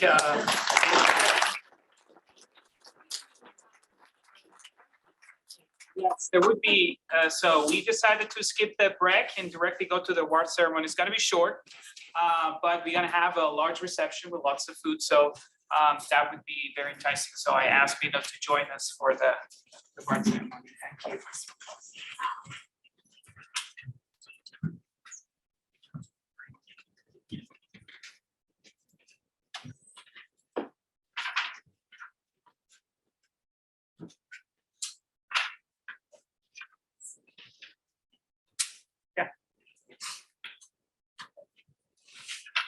Hi, everyone. My name is Vinod Cherian. I'm a member of the board member at the Inform Chicago chapter. I'm also in the Inform Subdivisions Council this year. And I'm standing here today as the chair of the 2022 Inform Chicago chapter Impactful OR Awards Committee to make the announcements. I also use he, him, his pronouns. So how many of you have heard about our Impactful OR Award Analytics Prize? Of course, our company has. So if you haven't heard about it, our chapter instituted this award last year, and the goal was to encourage students. The goal is to encourage students as well as scholars from academia and industry to have an impact on the community infused with OR and analytics methods. The award recognizes the work that yielded tangible and beneficial outcomes for individuals, communities, and organizations, preferably in the Chicago Midwest area, but could also appeal to multidisciplinary and other application area interests. There are three categories for the award: the professional of the year, the academic or researcher of the year, and the student of the year. And the winners get a certificate as well as a cash prize of $500. This was the award committee this year. We had Sinan Ansari, our secretary, chapter secretary. We have Khadija Ali Wakil, herself a winner of the award from last year.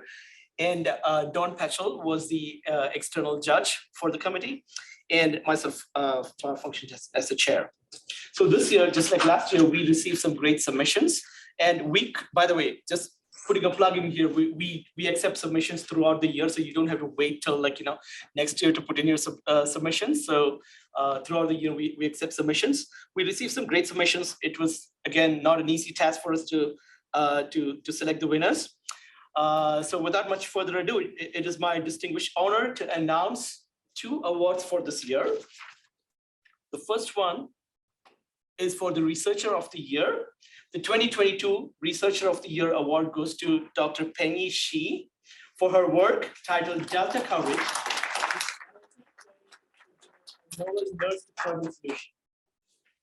Dr. Shi is an associate professor at the Crandall School of Management, Purdue University. She received her PhD in industrial engineering from Georgia Institute of Technology before joining Purdue in 2014, my alma mater too.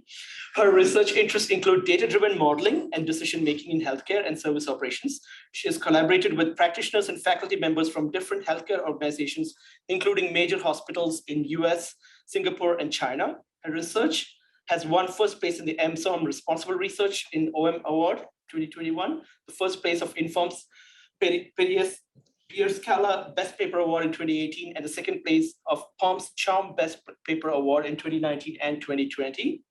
And she did her work jointly with Jonathan E.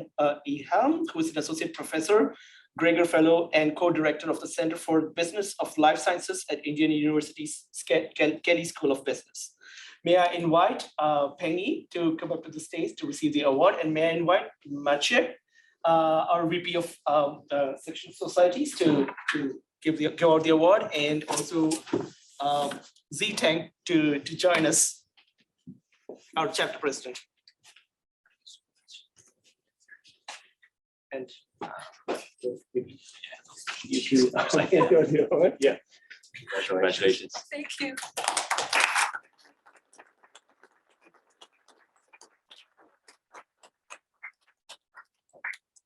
We also move this side. Yeah, I can just stand in the Yeah, front. just stand in front. Yeah, we can stand in front. Another picture? Yeah, one more picture. Yeah. Sorry.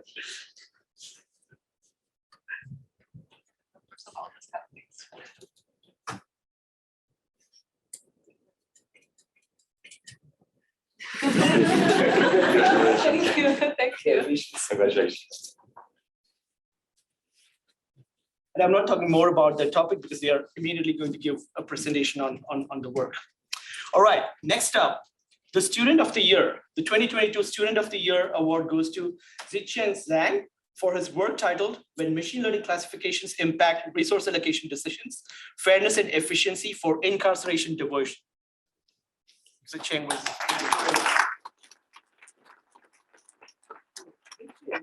is a first-year PhD student at the University of Chicago's Booth School of Business in the dissertation area of Management Science and Operations Management. He received his bachelor's degree in mathematics at the University of Chinese Academy of Sciences and his master's degree in computational and applied mathematics at University of Chicago. His research interests lie in combining structured stochastic models with data science. Involved methodologies include queuing theory, machine learning, optimization, statistics, and game theory. May I invite Ziqian to come up.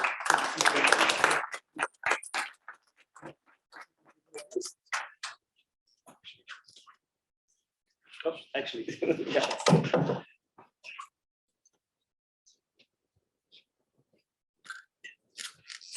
Yep.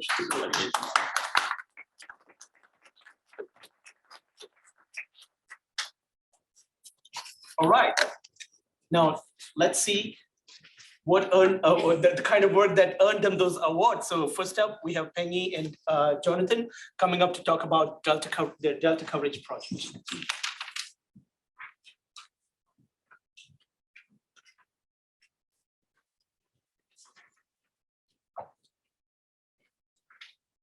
Thank you again, Binoy, for the warm introduction, and thanks to the committee for giving us the award.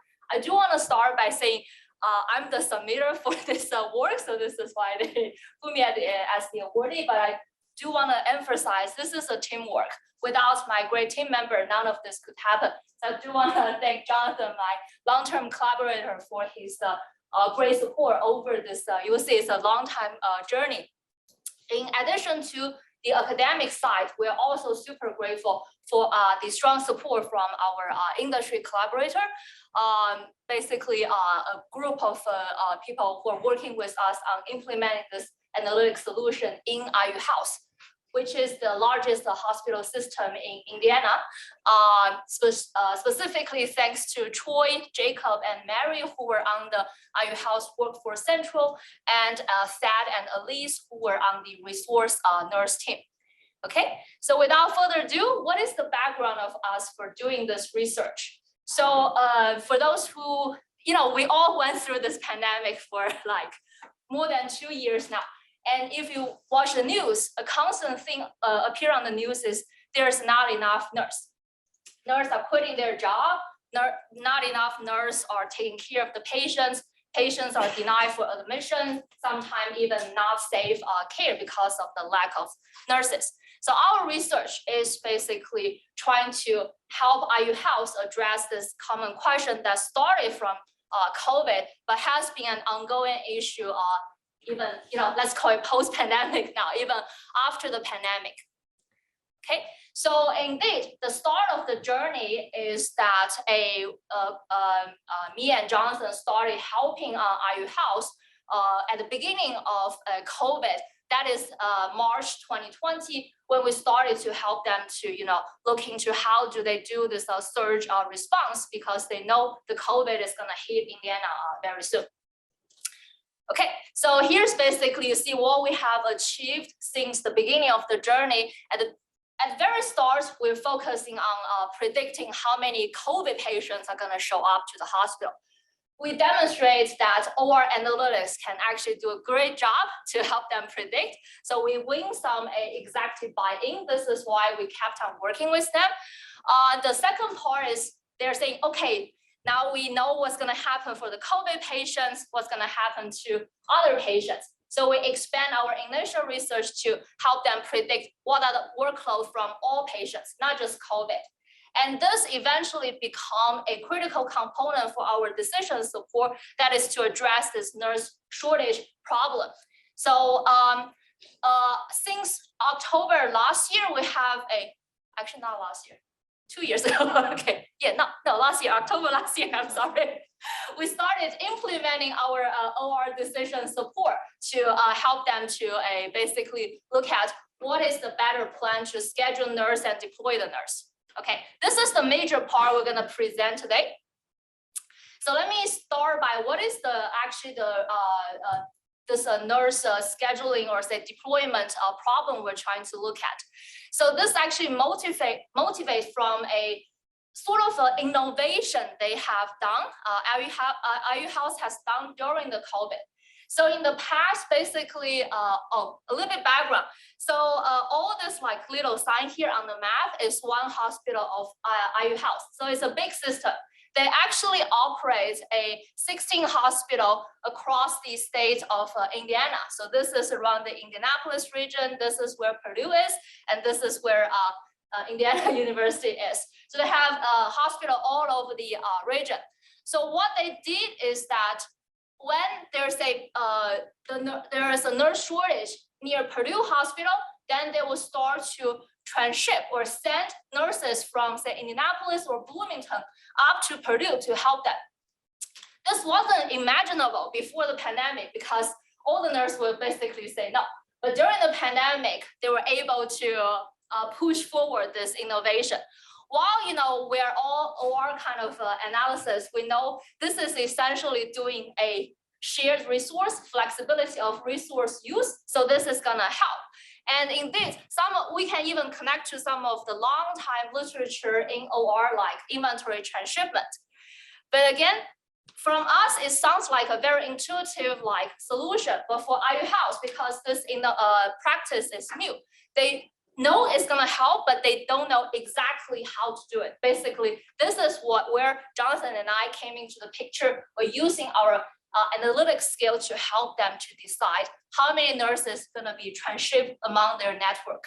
Okay, now come a little bit of the nerdy part. This is where we formulate this entire problem. We call the nurse transshipment problem into a mathematical formulation. So this basically shows like the 5 major regions of IU Health.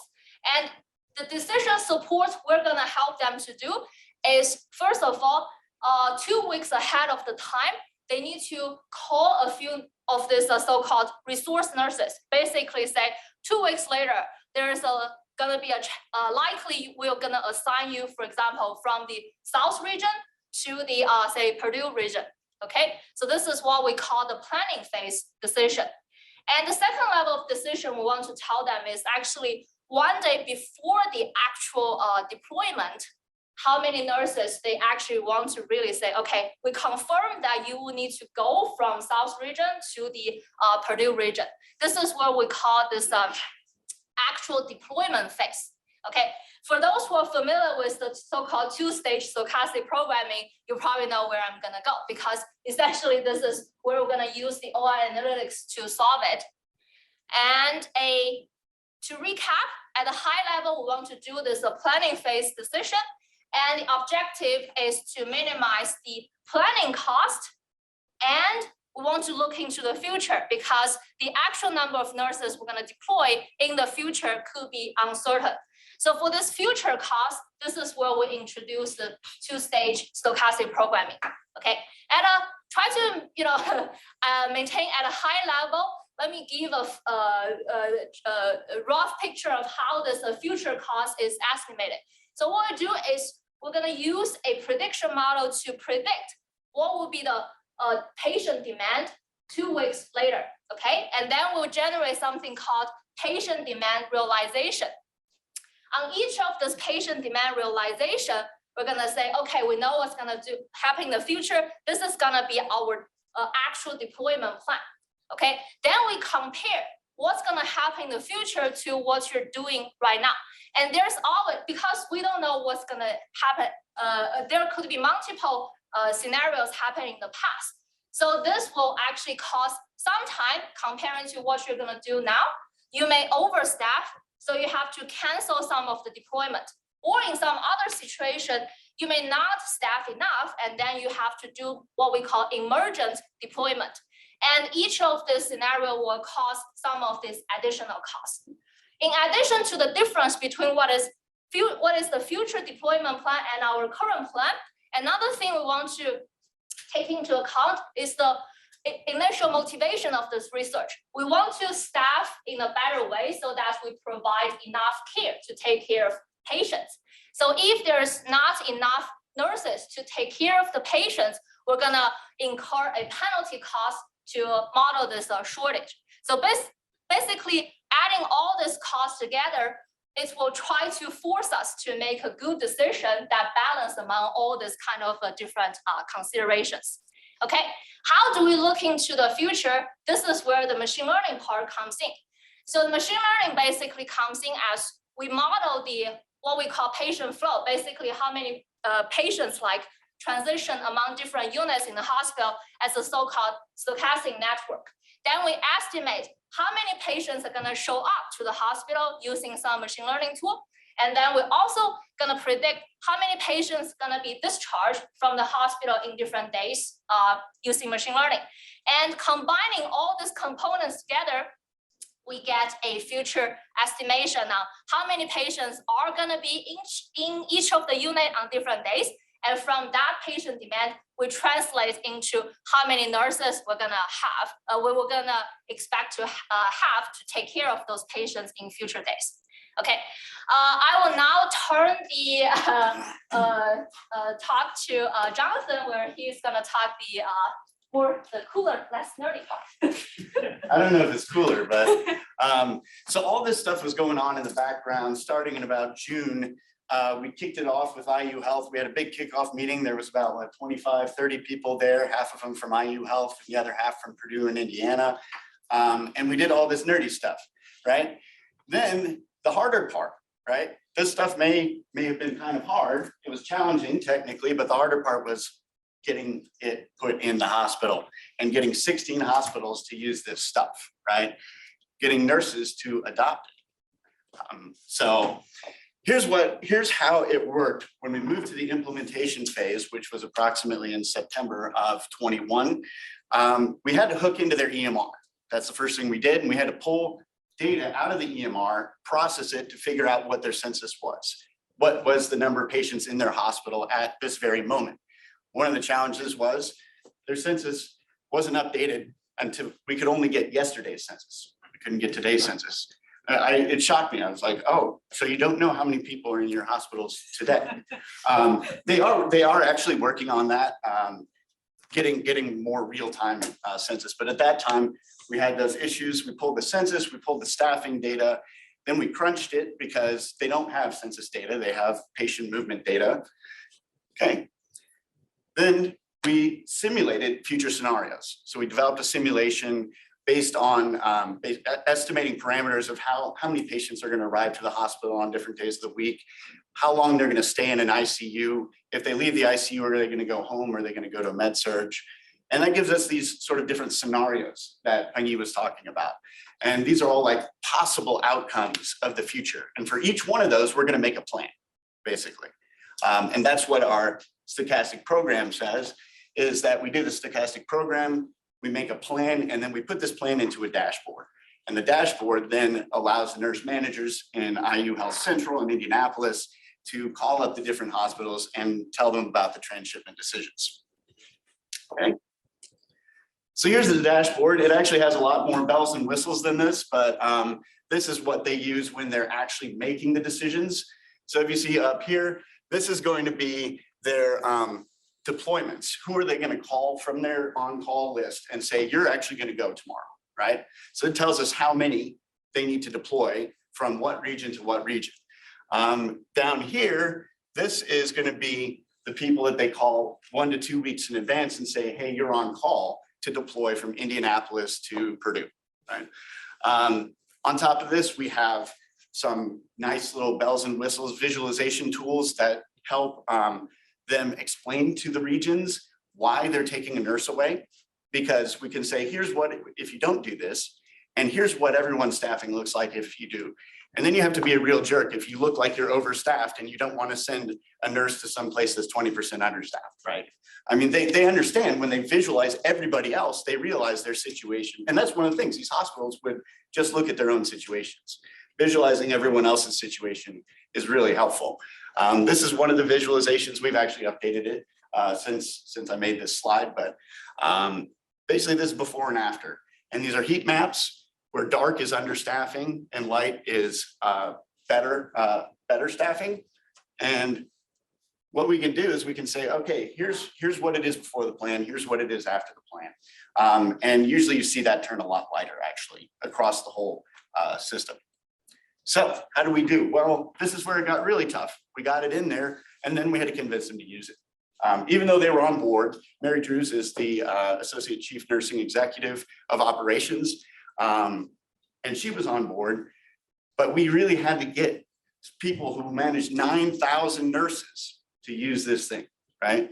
So the first thing we did is we did some historical testing to convince the management team. So we went back and we ran our model as if we were, simulating running it in reality. And we saw that, okay, we could reduce understaffing by 4%. If you know the size of IU Health, 4% is actually a huge deal. Turns out to be about 270 to 300 shifts of fewer understaffed shifts a year. And we call misallocation. It's when they use these resource nurses who are highly skilled and they send them to a unit that actually ended up overstaffed. That actually happened a lot in the past because they didn't have any analytics to know where to send them. They were kind of guessing, and based on who was calling the loudest, they would send it over there. Right? Okay. After that, they said, okay, we're ready, but we're not ready, right? So they said, we want to do a dry run because these are, in hospitals, they don't use as much analytics as a lot of other companies do. So they say, let's do a dry run. Let's have you run this program for about 5 months, show us what your decisions are and compare them to our decisions and see if it does better, right? So that's what we did. We ran it for 5 months. We actually ended up with a 5% reduction in understaffing. We started measuring overstaffing as well. We got a 1% reduction in overstaffing and a 3% reduction in misallocation. Again, this 5% translates to over 300 shifts of understaffed shifts that were wiped out and turned into normally staffed shifts. So here's the problem, nurse shortage, right? There's travel nurses sucking people away from IU. Also, because we're in Indiana, it's cold. They often leave to go to warmer places and travel in the winter. And guess what? That's also when flu season is, and that's also when COVID hits. So we've got this big problem with nurse shortages. There's also a lot of PTSD. There's still lots of nurses that are quitting to this day because they just burnt out, right? So how do we solve it?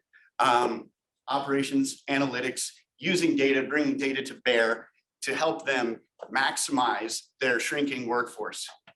20% vacancy is, I think, average, which means they have 20% fewer nurses than they actually need.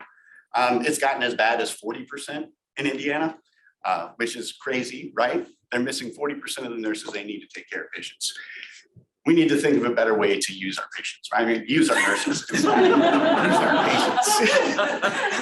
Be patient with our patients. Okay, is that the end? No, we're still working on this. Okay, so we're basically working with Mary Drews. She's, again, the chief nursing executive. Now that we've proven it, right, we're working to do the change management.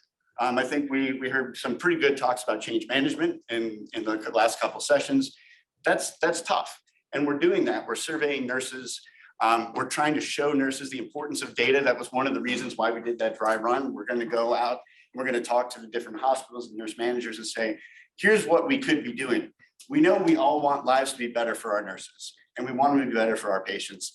This can do that, right?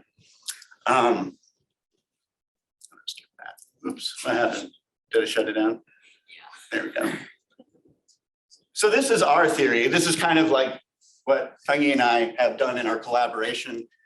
We take theory, we take collaboration, and we develop practice-driven solutions. That is our mission. That is our goal. That is the thesis of our research program. So thank you very much, and congratulations, Fengi.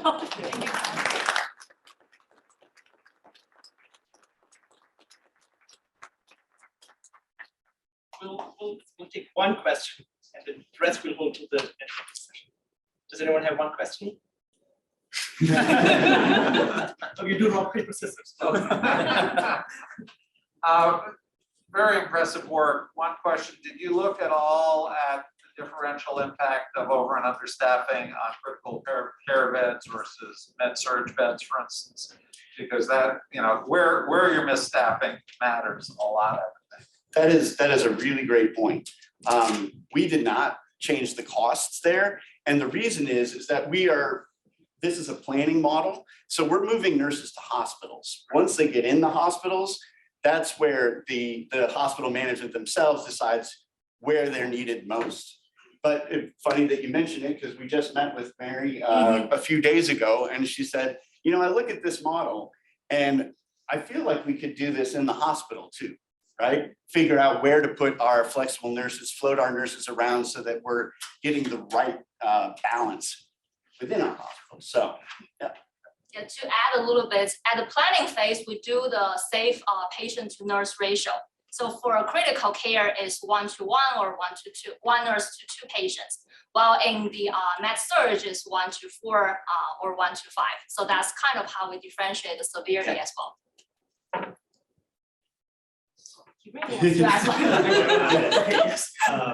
Look, I gotta tell you, this is incredible, and I feel like you've done a wonderful job attacking and building a OR model for the demand that is out there and making it visible via heat map and being able to build a process around it. We have a lot of relationships, quite frankly, with healthcare staffing companies, and that's the supply. There's a company out there called Trusted Health. It's a travel nurse platform. And it could be really interesting for you to kind of connect those dots and help with the supply deployment of where the needs are. So I'd love to talk to you after this, because I think you have really a great piece of work here. And I think if we can build in supply, it could be really even interesting. Great, thank you. Yeah, we'll definitely talk during the networking event. All right. Thank you, Penny and Jonathan. Once again, congratulations. Next up, we have Zichen Zhang talking about another very interesting problem in fairness. So combining ML and human decision to improve in-kind solution diversity. I have to run. Does anyone have any other ballots?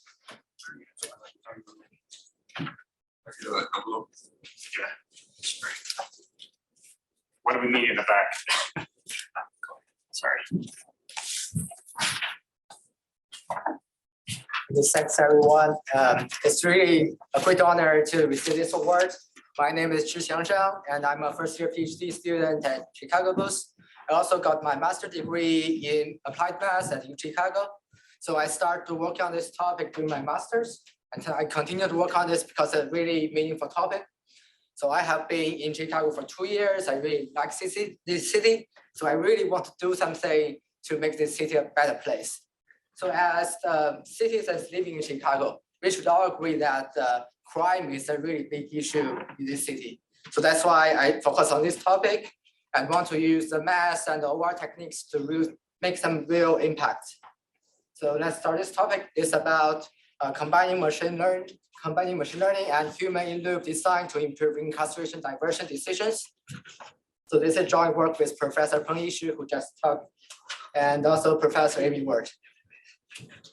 So to start with, just understand this major problem we are considering. So this is the criminal justice revolving door. That says that after leaving the jail, the client may have a high probability to commit a new crime, then go back to jail. So we call it recidivism or the reoffenses.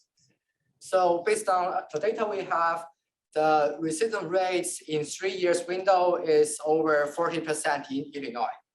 And also it also matches what can be observed in the crime data is that most of the crimes are not first-time offenses. They are reoffenses by those who have a crime history. So we want to mitigate this revolving door to reduce the crime. This is our community partner, the Adult Redeploy Illinois. I will call them the IRAC in stock. So they develop some community-based alternatives to incarceration and try to stop this revolving door. So here are two of our main collaborators. Dr. Mock is the research manager and Ms. Thayer is the program director. So let me use the example to illustrate how AI works. So suppose there's a minor offense or some probation eligible offense happening. For example, there's a drug-related crime and there's no violence involved. A traditional way to send this person into incarceration. This person is isolated during the incarceration. So this guy may lose the job or have some mental health issue. So he will get some difficulty to re-enter the society. So after that, they will have a high risk to recidivate. So now we have another choice is to send this person to the redeploy programs, or we call the treatment programs. Here we offer some drug-related treatment or the mental health clinics to help this guy to return to the society more smoothly. So we have this lower risk to recidivate. And based on the ARI annual report, we can reduce 20% of the reoffenses with the help of these redeploy programs. So within this framework, there's two issues we need to be considered. The first is that this program requires some financial support. So we need to pay for the daily expenses and also the employees' salaries. So we only have limited funding, so we only have limited capacity about these programs. So we cannot send everyone to these programs. We need to do admission control to decide who should go to these programs. And second, to do the admission control, we need some information about the client. So, but in reality, we have some limited information. We can only know the limited information about this client is about age, gender, race, crime history, etc. So this is where machine learning takes place. So we need to use machine learning to do a risk assessment and use this to help us to make the decision. So our research question is to do the mission control for this resource constraint programs and also take care of the machine learning error for the risk assessment. So here's the literature review. We have lots of study in the recidivism in criminal justice, but most of them are empirical studies. We want to do some analysis on the system level. So if we go to the system level, it's about the admission control in QE. There's lots of methods we can use. Here I list 2 textbooks, which has some representative problems. And third is a writing trend to use the machine learning to help us make the decisions in your QE model. So here are some examples in these years to use this machine learning in QE. So our work lies in the intersection of these 3. So then let me introduce our model. So in this model I will talk about, we consider a time period about 3 years. It's a typical length period in most of the studies about racism. So that means we have the two phases. The first one is the incarceration phase or the treatment program phase. And second phase is the post-incarceration phase and the post-treatment phase. So for simplicity, we only consider 2 risk level classes. So each client will belong to low risk or high risk classes. So when there is a minor offense happens, this client arrives to our system. We have the information X about this system. And then we need to do the mission control based on this information X. So there are 2 cases about information. The first, if we have the perfect information, we know the true risk level class of this client, we can directly make a decision based on that. And second, which is more realistic, we have imperfect information. So that is, we have a list of features such as age, gender, race, crime history. And then we use machine learning to give us a risk score, and we make the decision based on the risk score. So for example, in the IRAC program, they use a risk score called LSRI, which is a summary of the features. So now here we have 2 options. For the incarceration option, we will incarcerate this person for some time so that this person will not commit new crime during the incarceration. But the shortcoming is that after the jail, this person will have a high risk to recidivate.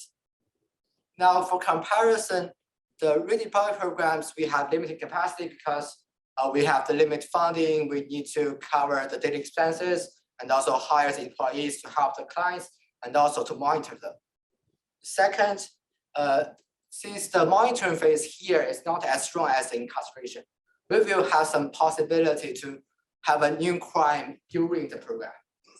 But one benefit is that after this program, we will have a lower risk to recidivate. So instead, in this diagram, these 3 stations in yellow are where recidivism can happen, but the probability of that may be different. So in this whole model, we want to minimize total cost. So here we introduce 3 kinds of cost. The first one is an incarceration cost. It's a one-shot cost per incarceration. It's about $16,000 per person. The second is the cost for the redeploy program. We can see it's much lower than the incarceration. The third one is the resident cost. We can see this is a huge cost if we have a resident. So here in this model, we don't care about the cost difference between these 2 options. So to simplify the analysis, we define a treatment effect, which is the difference of the resident cost between the post-incarceration phase and the post-treatment phase. So this can be viewed as the benefit of treatment programs. So now the major trade-off is that if we send this person to incarceration, we have this fixed incarceration cost. And second option is that we send this person to the redeploy programs. Then the cost of the redeploy programs is we have this fixed cost for the program plus the resident cost during this program. And we have a benefit, the treatment effect, we minus the benefit effect. So we can see the trade-off is that we have the trade-off between the resident cost during the treatment and the treatment effect. So here we consider a possible and also interesting scenario is that low-risk class has a lower resident cost during the treatment, and the high-risk have a larger treatment effect. So we cannot easily determine which class is more suitable for this treatment program. So we will focus on this scenario, and our goal is to minimize total cost. So first, let's talk about the perfect risk information. In this case, we know everyone's true risk level class.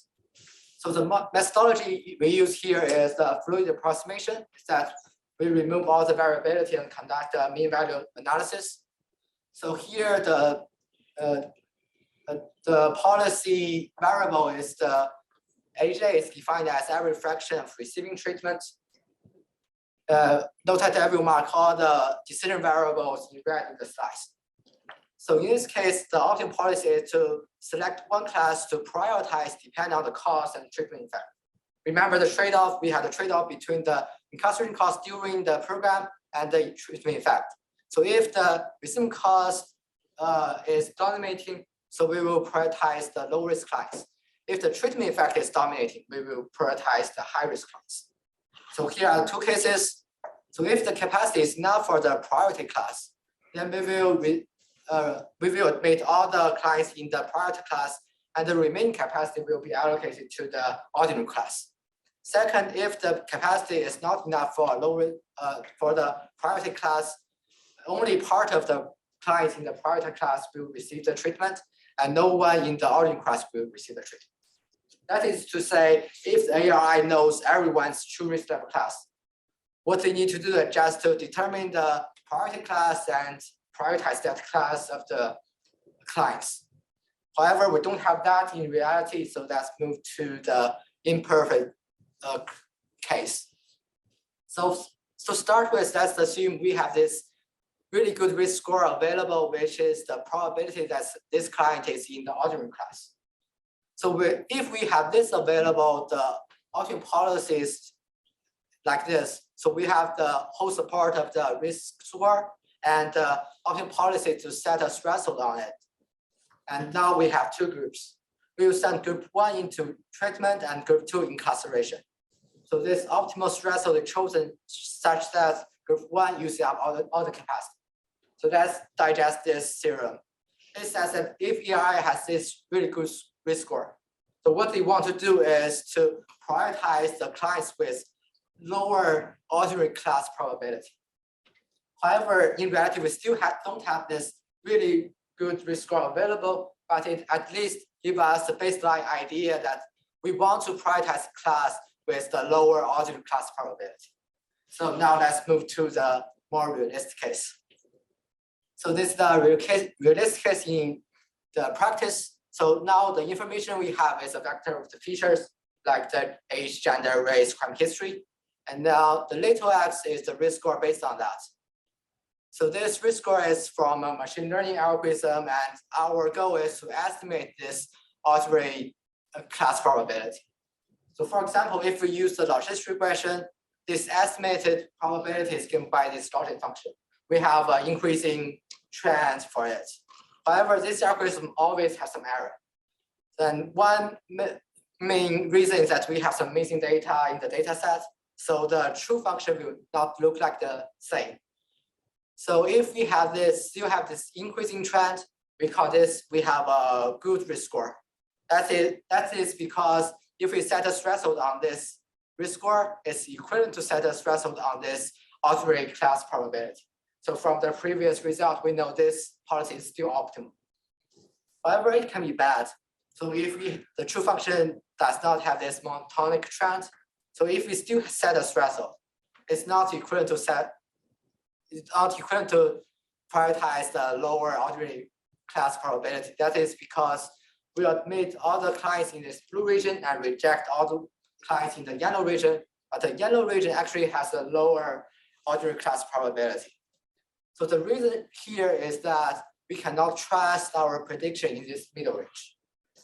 So our idea is that we add some randomization in this middle range in this box, and then we can have a lower cost. So this is our theorem. So that says under some conditions of the true function, the randomization can have a lower cost than the threshold policy. So here I omit the condition here to keep the statement clear and easy. So if you are interested about this condition, let's talk offline. So let's say if we go back to the reality, the ARI cannot just flip a coin to make the final decision because these decisions can change one's life. So here, what we mean by randomization to add some human in loop. So we allow the human officers to override our prediction and make the final decision based on their professional knowledge and experience.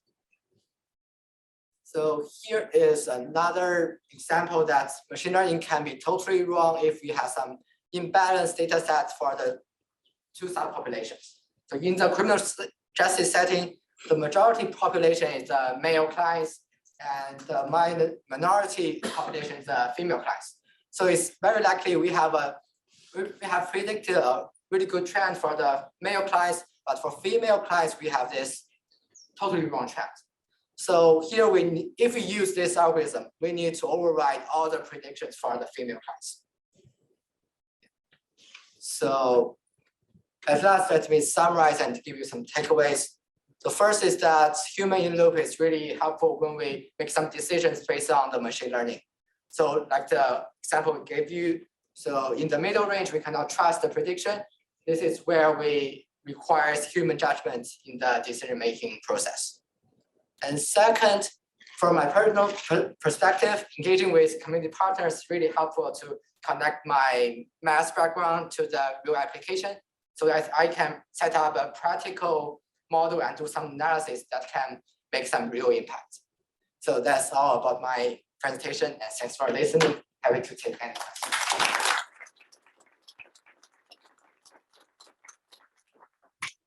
We'll allow one question. Yeah, go ahead. This may not come out exactly right, but it's part of the problem, though, given the order of magnitude higher cost for recidivism. Are you also trying to say what's the optimal capacity for the redeployment program, or was that a given? Like, wouldn't you want to just say how much you should increase that capacity? Yeah, it's a very good question. So like I mentioned earlier, let me go back.